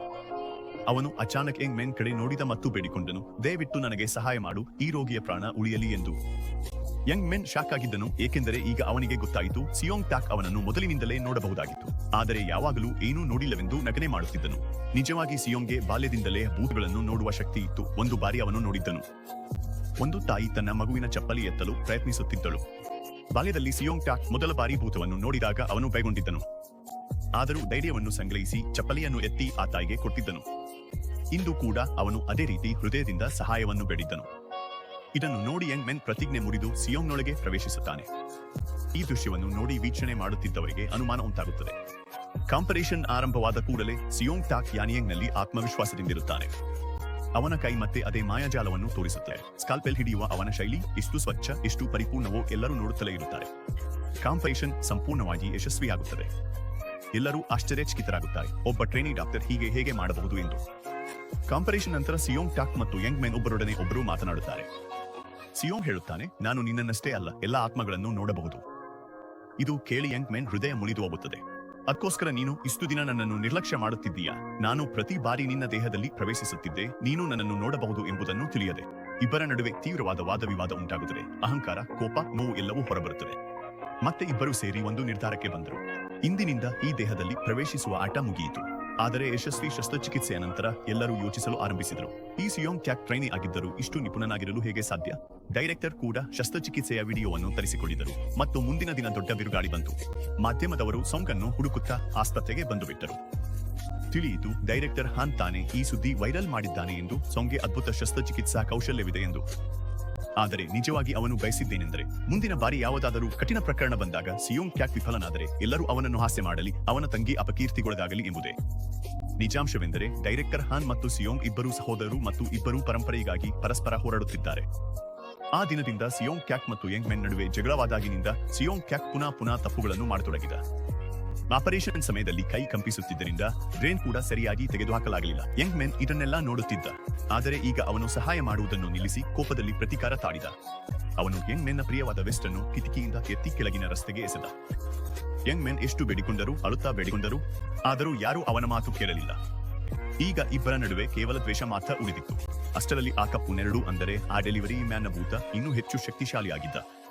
ಆ ಕಪ್ಪು ಭೂತವೇ ಅದೇ ಡೆಲಿವರಿ ಮ್ಯಾನ್ ಯಂಗ್ ಮೆನ್ಗೆ ಅಪಘಾತವಾಗಲು ಕಾರಣನಾದವನು. ಈಗ ಯಾವಾಗಲೂ ಅವನ ಹಿಂದೆ ಹತ್ತಿಕೊಂಡಿರುತ್ತಾನೆ. ಆದರೆ ಯಂಗ್ ಮೆನ್ಗೆ ಇದರ ಬಗ್ಗೆ ತಿಳಿವಳಿಕೆ ಇಲ್ಲ. ಇನ್ನೊಂದು ಕಡೆ ಪ್ರತಿದಿನವೂ ಸಾಂಜಿನ್ ತನ್ನ ಅಪ್ಪನಿಗೆ ಊಟ ತರುತ್ತಿದ್ದರು. ಆದರೆ ಬಾಡಿಗಾರ್ಡ್ರು ಅವರು ಎಲ್ಲವನ್ನೂ ತಿಂದಿದ್ದಾರೆ ಎಂದು ಹೇಳಿದರು. ಸಾಂಜಿನ್ ಕೂಡಲೇ ಅರ್ಥ ಮಾಡಿಕೊಂಡಳು, ಅಪ್ಪ ಇನ್ನೂ ಚೇತನಕ್ಕೆ ಬರುವುದೇ ಇಲ್ಲ. ಚೇರ್ಮ್ಯಾನ್ನ ಆತ್ಮ ಗಾಬರಿಗೊಂಡಿತು. ಅವಳಿಗೆ ಭಯವಾಗಿತ್ತು, ಸಾಂಜಿನ್ ಇನ್ನಷ್ಟು ತನಿಖೆ ಮಾಡಿದರೆ ಅವಳ ಜೀವ ಅಪಾಯದಲ್ಲಿರಬಹುದು ಎಂದು. ಆದ್ದರಿಂದ ಚೇರ್ಮ್ಯಾನ್ನ ಆತ್ಮ ಯಂಗ್ ಮೆನ್ಗೆ ಹೇಳಿತು, ದಯವಿಟ್ಟು ನನ್ನ ಚಿಕ್ಕ ಮಗಳು ಸಾಂಜಿನ್ ಅನ್ನು ನೋಡಿಕೊಳ್ಳು. ತೈಹೂನ್ ಬರುತ್ತಾನೆ ಮತ್ತು ಚೇರ್ಮ್ಯಾನ್ಗೆ ಒಂದು ವಿಷಕಾರಿ ಇಂಜೆಕ್ಷನ್ ನೀಡುತ್ತಾನೆ. ಆ ಇಂಜೆಕ್ಷನ್ನ ಉದ್ದೇಶ ಚೇರ್ಮ್ಯಾನ್ ಅನ್ನು ಶಾಶ್ವತವಾಗಿ ಕೋಮಾದಲ್ಲಿಡುವುದು. ಚೇರ್ಮ್ಯಾನ್ಗೆ ಎಲ್ಲವೂ ಅರ್ಥವಾಗಿತ್ತು. ಅವನ ಮಗ ದೊಡ್ಡ ಷಡ್ಯಂತ್ರವೊಂದನ್ನು ರೂಪಿಸುತ್ತಿದ್ದ. ಅದೇ ಸಮಯದಲ್ಲಿ ಎಮರ್ಜೆನ್ಸಿ ರೂಮಿಗೆ ಡೆಲಿವರಿ ಮ್ಯಾನ್ನ ಶರೀರವನ್ನು ತರಲಾಗುತ್ತದೆ. ಸ್ಥಿತಿ ತುಂಬಾ ಗಂಭೀರವಾಗಿರುತ್ತದೆ. ಸಾಂಜಿನ್ ಸಮಯಕ್ಕೆ ತಲುಪುತ್ತಾಳೆ ಮತ್ತು ಅದೇ ಸಮಯದಲ್ಲಿ ಡೆಲಿವರಿ ಮ್ಯಾನ್ನ ಆತ್ಮ ಎದುರು ಬರುತ್ತದೆ. ಅವನು ಯಂಗ್ ಮ್ಯಾನ್ ಮುಂದೆ ತಲೆಬಾಗುತ್ತಾನೆ. ನಾನೇನು ಹಣಕ್ಕಾಗಿ ನಿನ್ನ ಅಪಘಾತ ಮಾಡಿಸಿದ್ದೆನು, ಆದರೆ ಇಂದು ನಾನು ಸ್ವತಃ ಸಾವು ಹತ್ತಿರದಲ್ಲಿದ್ದೇನೆ, ಕ್ಷಮಿಸು ಎಂದು ಅವನು ಹೇಳುತ್ತಾನೆ. ಯಂಗ್ ಮ್ಯಾನ್ ಅವನನ್ನು ನೋಡುತ್ತಾನೆ ಮತ್ತು ನಿಜವು ನಿಧಾನವಾಗಿ ಅವನ ಮುಂದೆ ಬಹಿರಂಗವಾಗುತ್ತಾ ಹೋಗುತ್ತದೆ. ನಂತರ ಅವನು ಇನ್ನೊಂದು ವಿಷಯವನ್ನು ಕೇಳಿದನು, ಡೈರೆಕ್ಟರ್ ಹಾನ್ ಮತ್ತು ಸಾನ್ ಅವರ ನಡುವಿನ ಸಂಭಾಷಣೆ. ಅಲ್ಲಿ ಅವನು ಅರಿತುಕೊಂಡನು, ಆ ದಿನದ ಅಪಘಾತಕ್ಕೂ ಮೊದಲು ಡೈರೆಕ್ಟರ್ ಹಾನ್ ನಾನೇ ಸಾನ್ನ ಫೋನ್ನಿಂದ ಮೆಸೇಜ್ ಕಳುಹಿಸಿದನು. ಈಗ ಯಂಗ್ ಮ್ಯಾನ್ ಒಂದು ನಿರ್ಧಾರಕ್ಕೆ ಬರುತ್ತಾನೆ, ನಾನು ನನ್ನ ಸತ್ಯವನ್ನು ಜಗತ್ತಿನ ಮುಂದೆ ತಂದು ತೋರಿಸಲೇಬೇಕು. ಅಷ್ಟರಲ್ಲಿ ಆರೋಗ್ಯದ ಮಗುವಿಗೆ ಇದಕ್ಕೂ ಮೊದಲು ಯಾವ ವೈದ್ಯರು ಶಸ್ತ್ರಚಿಕಿತ್ಸೆ ಮಾಡಲು ಸಿದ್ಧರಾಗಿರಲಿಲ್ಲ. ಅವನು ಮತ್ತೆ ಸಿಯೋಂಗ್ ಬಳಿ ಬರುತ್ತಾನೆ ಮತ್ತು ಅಳುತ್ತಾ ತನ್ನ ತಾಯಿಯನ್ನೆತ್ತಿಕೊಂಡು ಅಪ್ಪಿಕೊಳ್ಳುತ್ತಾನೆ. ಇದನ್ನು ನೋಡಿ ಸಿಯೋಂಗ್ ಟಾಕ್ನ ಹೃದಯ ಮುರಿದು ಹೋಗುತ್ತದೆ. ಅವನು ಯಂಗ್ ಮ್ಯಾನ್ ಬಳಿ ಹೋಗಿ ಹೇಳುತ್ತಾನೆ, ನನ್ನ ದೇಹಕ್ಕೆ ಬಾ, ನೀನು ಶಸ್ತ್ರಚಿಕಿತ್ಸೆ ಮಾಡು, ನಾನಿನ್ನು ನಿನ್ನ ಅಪಘಾತದ ಸತ್ಯವನ್ನು ಹುಡುಕಲು ಸಹಾಯ ಮಾಡುತ್ತೇನೆ. ಈಗ ಇಬ್ಬರ ಜಗಳ ಸ್ನೇಹಕ್ಕೆ ಪರಿವರ್ತನೆ ಆಗುತ್ತದೆ. ಇದಕ್ಕೆ ಮಧ್ಯೆ ಮತ್ತೊಂದು ತುರ್ತು ಪ್ರಕರಣ ಬರುತ್ತದೆ. ಆದರೆ ರೋಗಿಯ ಪತ್ನಿ ಅವನ ಮೇಲೆ ಕೂಗುತ್ತಿರುತ್ತಾಳೆ. ಅವನು ಬೆಟ್ಟಗಳಲ್ಲಿ ಯಾರಾದರೂ ಮತ್ತೊಬ್ಬರೊಂದಿಗೆ ಸಂಬಂಧ ಹೊಂದುತ್ತಿದ್ದ ಮತ್ತು ಅಲ್ಲಿ ಬಿದ್ದು ಹೋಗಿದ್ದ. ಯಂಗ್ ಮ್ಯಾನ್ ಯೋಚಿಸುತ್ತಾನೆ, ಇದು ಅಸಹ್ಯವಾದ ಪ್ರಕರಣ, ನಾನು ಮಾಡಲ್ಲ. ಆದರೆ ಸೋಂಗ್ ಮಾಡುತ್ತಾನೆ ಮತ್ತು ಸ್ವತಃ ಯಂಗ್ ಮ್ಯಾನ್ನ ಆತ್ಮವನ್ನು ತನ್ನೊಳಗೆ ಆಹ್ವಾನಿಸುತ್ತಾನೆ. ಆದರೆ ಕೆಟ್ಟ ಫಲಿತಾಂಶ ಬರುತ್ತದೆ. ಆ ರೋಗಿಯ ಪತ್ನಿ ಸಿಯೋಂಗ್ ಟಾಕ್ನ ಕೂದಲು ಹಿಡಿದು ಬಲವಾಗಿ ಎಳೆಯುತ್ತಾಳೆ. ನೋವಿನಿಂದ ಕೂಗುತ್ತಾ ಸಿಯೋಂಗ್ ಟಾಕ್ ಹಿಂದೆ ಸರಿಯುತ್ತಾನೆ. ಆಗಾಗಲೇ ರೋಗಿ ಪ್ರಜ್ಞಾಹೀನನಾಗಿರುತ್ತಾನೆ. ಸ್ಥಿತಿ ತುರ್ತು ಪರಿಸ್ಥಿತಿಯಾಗುತ್ತದೆ. ಪತ್ನಿಯನ್ನು ತಕ್ಷಣ ಹೊರಗೆ ಕಳುಹಿಸಲಾಗುತ್ತದೆ ಮತ್ತು ಯಂಗ್ ಮ್ಯಾನ್ ಶಸ್ತ್ರಚಿಕಿತ್ಸೆ ಮಾಡುತ್ತಾನೆ. ಈ ಬಾರಿ ಕೂಡ ಅವನ ಶಸ್ತ್ರಚಿಕಿತ್ಸಾ ಕೌಶಲ್ಯಗಳು ಎಲ್ಲರನ್ನೂ ಆಶ್ಚರ್ಯಚಕಿತಗೊಳಿಸುತ್ತವೆ. ಆಪರೇಷನ್ ಆದ ನಂತರ ರೋಗಿಯನ್ನು ಪುನಶ್ಚೇತನ ಕೊಠಡಿಗೆ ಕಳುಹಿಸಲಾಗುತ್ತದೆ. ಆದರೆ ಕತೆ ಇಲ್ಲಿ ಮುಗಿಯುವುದಿಲ್ಲ. ವೈದ್ಯರ ನಡುವೆ ಪರಿಸ್ಥಿತಿ ತುಂಬಾ ಒತ್ತಡದಿಂದ ಕೂಡಿತ್ತು. ಅಷ್ಟರಲ್ಲಿ ಆ ಮಹಿಳೆಯ ಗಂಡನು ಅವನ ಜೀವವನ್ನು ಯಂಗ್ ಮ್ಯಾನ್ ಉಳಿಸಿದ್ದನು. ಬದಲಾಗೊಳ್ಳಲು ಆಸ್ಪತ್ರೆಗೆ ಬಂದು ಬಿಟ್ಟನು. ಯಂಗ್ ಮ್ಯಾನ್ ಚುರುಕಾದ ಮನಸ್ಸಿನವನಾಗಿದ್ದ. ಅವನು ತಕ್ಷಣ ಸಿಯೋಂಗ್ ದೇಹದಿಂದ ಹೊರಬಂದನು. ಆದರೆ ಜನರು ಅವನೇ ವೈದ್ಯನೆಂದು ಭಾವಿಸಿ ಸಿಯೋಂಗ್ನನ್ನೇ ಭಾರಿಯಾಗಿ ಹೊಡೆದರು. ಈ ಸಂಪೂರ್ಣ ದೃಶ್ಯವು ಸಿಸಿಟಿವಿಯಲ್ಲಿ ದಾಖಲಾಗಿತ್ತು. ಡೈರೆಕ್ಟರ್ ಹಾನ್ ಸೆಕ್ಯೂರಿಟಿ ಗಾರ್ಡ್ಗೆ ಆದೇಶ ನೀಡಿದರು. ಪ್ರತಿದಿನ ಸಿಯೋಂಗ್ ಟಾಕ್ನ ವಿಡಿಯೋಗಳನ್ನು ನನಗೆ ಕಳುಹಿಸು ಎಂದು ಆಸ್ಪತ್ರೆಯ ಹೊರಗೆ ಒಂದು ಹುಡುಗಿ ಅಳುತ್ತಾ ಕುಳಿತಿದ್ದಳು. ಅವಳು ಡೆಲಿವರಿ ಮ್ಯಾನ್ ಸಹೋದರಿ. ದಯವಿಟ್ಟು ನನ್ನ ಅಣ್ಣನ ಚಿಕಿತ್ಸಾ ಬಿಲ್ ಸ್ವಲ್ಪ ಕಡಿಮೆ ಮಾಡು ಎಂದು ಕೇಳಿದಳು. ಅವಳು ಇಷ್ಟು ಅತ್ತಳು, ಇಷ್ಟು ದನಿದಳು, ಕೊನೆಗೆ ಪ್ರಜ್ಞಾಹೀನನಾದಳು. ಆ ರಾತ್ರಿ ಡೆಲಿವರಿ ಮ್ಯಾನ್ನ ಆತ್ಮ ಯಂಗ್ ಮಿನ್ ಸಿಮಿಲಿ ನಾನು ಬದುಕಿದ್ದರೆ ಎಲ್ಲಾ ಸತ್ಯವನ್ನು ಎಲ್ಲರಿಗೂ ಹೇಳಿಬಿಡುತ್ತೇನೆ ಎಂದು ಹೇಳಿದನು. ಇದು ಯಂಗ್ ಮೆನ್ಗೆ ಡೈರೆಕ್ಟರ್ ಹಾನ್ನ ಚತುರಚಳಿವನ್ನು ಬಹಿರಂಗಪಡಿಸುವ ಅವಕಾಶವಾಗಿತ್ತು. ಆಗಲೇ ಡೈರೆಕ್ಟರ್ ಹಾನ್ ಸಾಂಜಿನ್ ಮೇಲೆ ಫ್ಲರ್ಟ್ ಮಾಡಲು ಪ್ರಾರಂಭಿಸಿದನು. ಅವನಿಗೆ ವರ್ಷಗಳಿಂದ ಸಾಂಜಿನ್ ಇಷ್ಟವಿತ್ತು ಎಂಬುದು ಗೊತ್ತಾಯಿತು. ಒಂದು ಬಾರಿ ಅವನು ಅವಳನ್ನು ಕೂದಲಿನಿಂದ ಅಕ್ಕಿಯನ್ನು ತೆಗೆದು ತಿನ್ನುತ್ತಿರುವುದನ್ನು ನೋಡಿದ್ದ. ಆಗಿನಿಂದಲೇ ಅವನು ಅವಳಿಗೆ ದಿವಾನನಾಗಿದ್ದ. ನಂತರ ಸಾಂಜಿನ್ ಯಂಗ್ ಮ್ಯಾನ್ನ ಭುಜದ ಮೇಲೆ ತಲೆ ಇಟ್ಟುಕೊಂಡು ಅವಳು ನಿದ್ರಿಸುತ್ತಿರುವುದನ್ನು ನೋಡಿದಾಗ ಕೋಪದಲ್ಲಿ ಡೈರೆಕ್ಟರ್ ಅವನ ಲಂಚ್ ಬಾಕ್ಸ್ ಅನ್ನು ಕಸದ ಬುಟ್ಟಿಗೆ ಎಸೆದನು. ಈ ಯಂಗ್ ಮ್ಯಾನ್ ಕೋಮಾದಲ್ಲಿರುವಾಗ ಸಾಂಜಿನ್ ನನ್ನದು ಆಗಿಬಿಡುತ್ತಾಳೆ. ಅವನು ಹೀಗೆ ಯೋಚಿಸಿದ. ಅಷ್ಟರಲ್ಲಿ ಸಾಂಜಿನ್ ಚತುರತೆಯಿಂದ ತಾನನ್ನು ಆಸ್ಪತ್ರೆಯ ಮತ್ತೊಂದು ಮೂಲೆಗೆ ಕಳುಹಿಸಿದ. ಹೀಗಾಗಿ ಅವಳೆ ಚೆರ್ಮ್ಯಾಂಗೆ ವಿಷಕಾರಿ ಇಂಜೆಕ್ಷನ್ ನೀಡಲು ಸಾಧ್ಯವಾಯಿತು ಮತ್ತು ಅವನನ್ನು ಶಾಶ್ವತವಾಗಿ ಕೋಮಾದಲ್ಲಿರಿಸಬಹುದಾಯಿತು. ಬಾಡಿಗಾರ್ಡ್ಗಳು ಗೊಂದಲಕ್ಕೊಳಗಾದರು ಮತ್ತು ಸಾಂಜಿನ್ ನಿಶ್ಶಬ್ದವಾಗಿ ಒಳಗೆ ಪ್ರವೇಶಿಸಿದ. ಅಲ್ಲೇ ಕತ್ತಲಿನಲ್ಲಿ ಸಾಂಜಿನ್ ಮರೆಮಾಚಿಕೊಂಡು ಹೋದಳು. ಅವಳು ಒಳಗೆ ಹೋಗಿ ತನ್ನ ಅಪ್ಪನನ್ನು ದುರ್ಬಲವಾಗಿಯೂ ಪ್ರಾಣವಿಲ್ಲದ ಸ್ಥಿತಿಯಲ್ಲಿ ನೋಡಿದಳು ಮತ್ತು ಅವಳ ಹೃದಯ ಮುರಿದು ಹೋಯಿತು. ಈಗ ಖಚಿತವಾಗಿತ್ತು ಅವಳ ತಮ್ಮನೇ ಅಪ್ಪನಿಗೆ ಹಾನಿ ಮಾಡಿದ್ದಾನೆ ಎಂಬುದು. ಸ್ವಲ್ಪ ಸಮಯದ ನಂತರ ಸಾಜಿನ್ ಹೊರಗೆ ಬಂದು ಬಾಡಿಗಾರ್ಡ್ನ ಮೇಲೆ ಕೋಪದಿಂದ ಹೇಳಿದರು, ನಿನಗೆ ಕೆಲಸ ಬೇಕಿದ್ದರೆ ನಿಶ್ಶಬ್ದವಾಗಿರು ಮತ್ತು ಮುಂದಿನ ಬಾರಿ ನನ್ನನ್ನು ತಡೆಯಬೇಡ. ಇದಾದ ನಂತರ ಸಿಜಿನ್ಗೆ ಡೆಲಿವರಿ ಮ್ಯಾನ್ನ ಆತ್ಮದ ಬಗ್ಗೆ ತಿಳಿಸಲಾಯಿತು. ಸಾಂಜಿನ್ ನಿರ್ಧಾರ ಮಾಡಿಕೊಂಡಳು, ಈಗ ನಾನು ಸ್ವತಃ ಅವನನ್ನು ನೋಡಿಕೊಳ್ಳುತ್ತೇನೆ. ಮುಂದಿನ ಬೆಳಿಗ್ಗೆ ಮೊದಲು ಯಾರು ಗಮನಿಸದ ಆ ಚಿಕ್ಕ ಹುಡುಗನನ್ನು ಆಪರೇಷನ್ ರೂಮಿಗೆ ಕರೆದೊಯ್ಯಲಾಯಿತು. ಯಂಗ್ ಮೆನ್ ಕೂಡ ಅವನ ಹಿಂದೆ ಹೋದನು. ಆದರೆ ಒಂದು ಅದೃಶ್ಯ ಗಡಿ ಅವನನ್ನು ನಿಲ್ಲಿಸಿತು, ಏಕೆಂದರೆ ಅವನ ದೇಹವನ್ನು 100 ಮೀಟರ್ ದೂರದಲ್ಲಿ ಸ್ಕ್ಯಾನಿಂಗ್ ಆಗಿ ಕಳುಹಿಸಲಾಗಿತ್ತು. ಈಗ ಈ ಪ್ರಕರಣದ ಶಸ್ತ್ರಚಿಕಿತ್ಸಕನಾಗಿ ತಾಹನ್ ಆಯ್ಕೆಯಾದನು ಮತ್ತು ಸಿಯೋಂಗ್ ಅವನ ಸಹಾಯಕನಾಗಿದ್ದನು. ಆದರೆ ಇನ್ನು ಸಿಯೋಂಗ್ನ ಒಳಗೆ ಯಂಗ್ ಮೆನ್ನ ಆತ್ಮ ಪ್ರವೇಶಿಸಿರಲಿಲ್ಲ. ಆದ್ದರಿಂದ ಅವನು ಗಾಬರಿಗೊಂಡನು. ಸ್ಕೇಲ್ಪೆಲ್ ಕೈಯಿಂದ ಬಿಟ್ಟುಕೊಟ್ಟನು. ಕೈ ನೆಲವನ್ನು ತಟ್ಟಿತು ಮತ್ತು ಅದನ್ನು ಡಿಸ್ಇನ್ಫೆಕ್ಟ್ ಮಾಡಲು ಕಳುಹಿಸಲಾಯಿತು. ಸ್ಥಿತಿ ತುಂಬಾ ಗಂಭೀರವಾಗಿತ್ತು. ಯಂಗ್ ಮೆನ್ ತಕ್ಷಣ ಹೋದನು. ಅಂಕಲ್ ಟ್ಯಾಗ್ ಬಳಿ ಇದ್ದದ್ದು ಅದೇನೆಂದರೆ ಸ್ವಚ್ಛತಾ ಕಾರ್ಮಿಕನ ಫೋಟೋದಲ್ಲಿ ಮರೆಮಾಡಲಾಗಿದ್ದದ್ದು. ಅಂಕಲ್ ತನ್ನ ಪವಿತ್ರತೆಯನ್ನು ತೋರಿಸಿ ಇಮ್ಯಾಜಿನ್ ರೂಮ್ಗೆ ಹೋದನು ಮತ್ತು ಯಂಗ್ ಮೆನ್ ದೇಹವನ್ನು ತೆಗೆದು ಅದನ್ನು ಆಪರೇಷನ್ ರೂಮ್ಗೆ ಹತ್ತಿರ ಕೊಂಡೊಯ್ದನು. ಸಿಂಗ್ ಟಾಕ್ ಅನ್ನು ಮರುಮರು ಬಾಗೆ ಹಾಕಲಾಗುತ್ತಿತ್ತು. ಆದರೆ ಗಂಭೀರ ಕ್ಷಣದಲ್ಲಿ ಯಂಗ್ ಮೆನ್ನ ಆತ್ಮ ಅವನ ದೇಹದಲ್ಲಿ ಪ್ರವೇಶಿಸಿತು. ಅಕ್ಷಣವೇ ಅವರ ಕಣ್ಣುಗಳು ಹೊಳೆಯಲು ಆರಂಭಿಸಿದವು. ಅವನ ಕೈಗಳು ವೇಗವಾಗಿ ಚಲಿಸಲು ಶುರು ಮಾಡಿದವು. ಸ್ಕೇಲ್, ಫೈಲ್ ಹಿಡಿಯುವ ಶೈಲಿ, ಉಪಕರಣಗಳ ಸ್ಟೆರಿಲೈಜಿಂಗ್ ಎಲ್ಲವೂ ವೃತ್ತಿಪರ ಮಟ್ಟದಲ್ಲಿ ಇದ್ದುದರಿಂದ ಸಹೋದ್ಯೋಗಿಗಳು ಆಶ್ಚರ್ಯಚಕಿತರಾದರು. ಇದು ಹೇಗೆ ಸಾಧ್ಯ? ಪ್ರಯತ್ನ ಸಂಪೂರ್ಣ ಯಶಸ್ವಿಯಾಗಿತ್ತು ಮತ್ತು ಮಗುವಿಗೆ ಜೀವ ದೊರಕಿತು. ಶಸ್ತ್ರಚಿಕಿತ್ಸೆ ಆರಂಭವಾಗಿತ್ತು. ಆದರೆ ಯಂಗ್ ಟಾಕ್ ಸಂಪೂರ್ಣ ಗೊಂದಲದಲ್ಲಿದ್ದನು. ಅವನಿಗೆ ಮೂಲ ಹಂತಗಳು ಅರ್ಥವಾಗುತ್ತಿರಲಿಲ್ಲ. ಅವನು ತಾಹಂಗೆ ನೀನು ಪಕ್ಕದಲ್ಲೇ ಇರು, ರೋಗಿಗೆ ಏನಾದರೂ ಆದರೆ ನಿನ್ನ ಪ್ರೊಫೆಸರ್ ಸ್ಥಾನ ಹೋಗಿಬಿಡುತ್ತದೆ ಎಂದು ಹೇಳಿದನು. ಇದು ಕೇಳಿದ ತಕ್ಷಣ ತಾಹನ್ ಭಯಪಟ್ಟು ತಕ್ಷಣವೇ ತನ್ನ ಆಸನವನ್ನು ಸಿಯೋಂಗ್ ಟಾಕ್ಗೆ ನೀಡಿದನು. ಕೃತಕ ಹೃದಯ ಬದಲಾವಣೆ ಒಂದು ಕಷ್ಟಕರ ಮತ್ತು ಅಪರೂಪದ ಶಸ್ತ್ರಚಿಕಿತ್ಸೆಯಾಗಿತ್ತು. ಆದರೆ ಯಂಗ್ ಇದನ್ನು ಈಗಾಗಲೇ ಮಾಡಿದ್ದನು. ಈ ಬಾರಿ ಕೂಡ ಅವನು ಆತ್ಮವಿಶ್ವಾಸದಿಂದ ಮತ್ತು ಪರಿಣತಿಯಿಂದ ಇದ್ದನು. ಶಸ್ತ್ರಚಿಕಿತ್ಸೆಯನ್ನು ನೋಡಿ ಎಲ್ಲರೂ ಆಶ್ಚರ್ಯಚಕಿತರಾದರು. ಶಸ್ತ್ರಚಿಕಿತ್ಸೆಯ ನಂತರ ಸಿಯೋಂಗ್ ಟಾಕ್ ಮತ್ತು ತಾಹನ್ ನಗುತ್ತಾ ಹಾಸಿಗೆಯ ಮೇಲೆ ಬಿದ್ದಿದ್ದರು. ಲಾಟರಿ ಗೆದ್ದಂತಾಯಿತು. ಆದರೆ ಆಸ್ಪತ್ರೆಯ ಒಂದು ಮೂಲೆಗಳಲ್ಲಿ ಸಂಜಿನ್ಗೆ ಒಬ್ಬ ತುರ್ತು ವೈದ್ಯರು ಒಂದು ಆಘಾತಕಾರಿ ವರದಿ ನೀಡಿದರು. ಅದು ಯಂಗ್ ಮಿನ್ನ ಪರೀಕ್ಷಾ ಫಲಿತಾಂಶಗಳನ್ನು ತೋರಿಸುತ್ತಿತ್ತು. ಅವನಿಗೆ ಬದುಕಲು ಕೇವಲ 1 ತಿಂಗಳು ಮಾತ್ರ ಉಳಿದಿದೆ. ಸಾಂಜಿನ್ನ ಮುಖದಲ್ಲಿ ದುಃಖದ ಛಾಯೆ ಆವರಿಸಿತು. ಆ ರಾತ್ರಿ ಯಂಗ್ ಮ್ಯಾನ್ ಸಂಪೂರ್ಣ ರಾತ್ರಿ ಎಚ್ಚರದಿಂದ ಕಳೆಯುತ್ತಿದ್ದನು. ಅವನು ಕಾದಿದ್ದದ್ದು ಆ ಶಿಶು ಕಣ್ಣು ತೆರೆದುಕೊಳ್ಳುವುದನ್ನು ನೋಡಲು. ಆ ಮಗು ಕಣ್ಣು ತೆರೆದಾಗ ಯಂಗ್ ಮ್ಯಾನ್ ಸಂತೋಷದಿಂದ ಅಳಲು ಆರಂಭಿಸಿದನು. ಅವನು ಎಷ್ಟು ಗರ್ವಿಷ್ಠನಾಗಿದ್ದರೂ ಈ ದಿನ ಅವನ ಹೃದಯ ಕರಗಿತು. ಅದೇ ರಾತ್ರಿ ಯಂಗ್ ಮಿನ್ ಶಸ್ತ್ರಚಿಕಿತ್ಸೆಯ ವರದಿ ಬರೆದನು.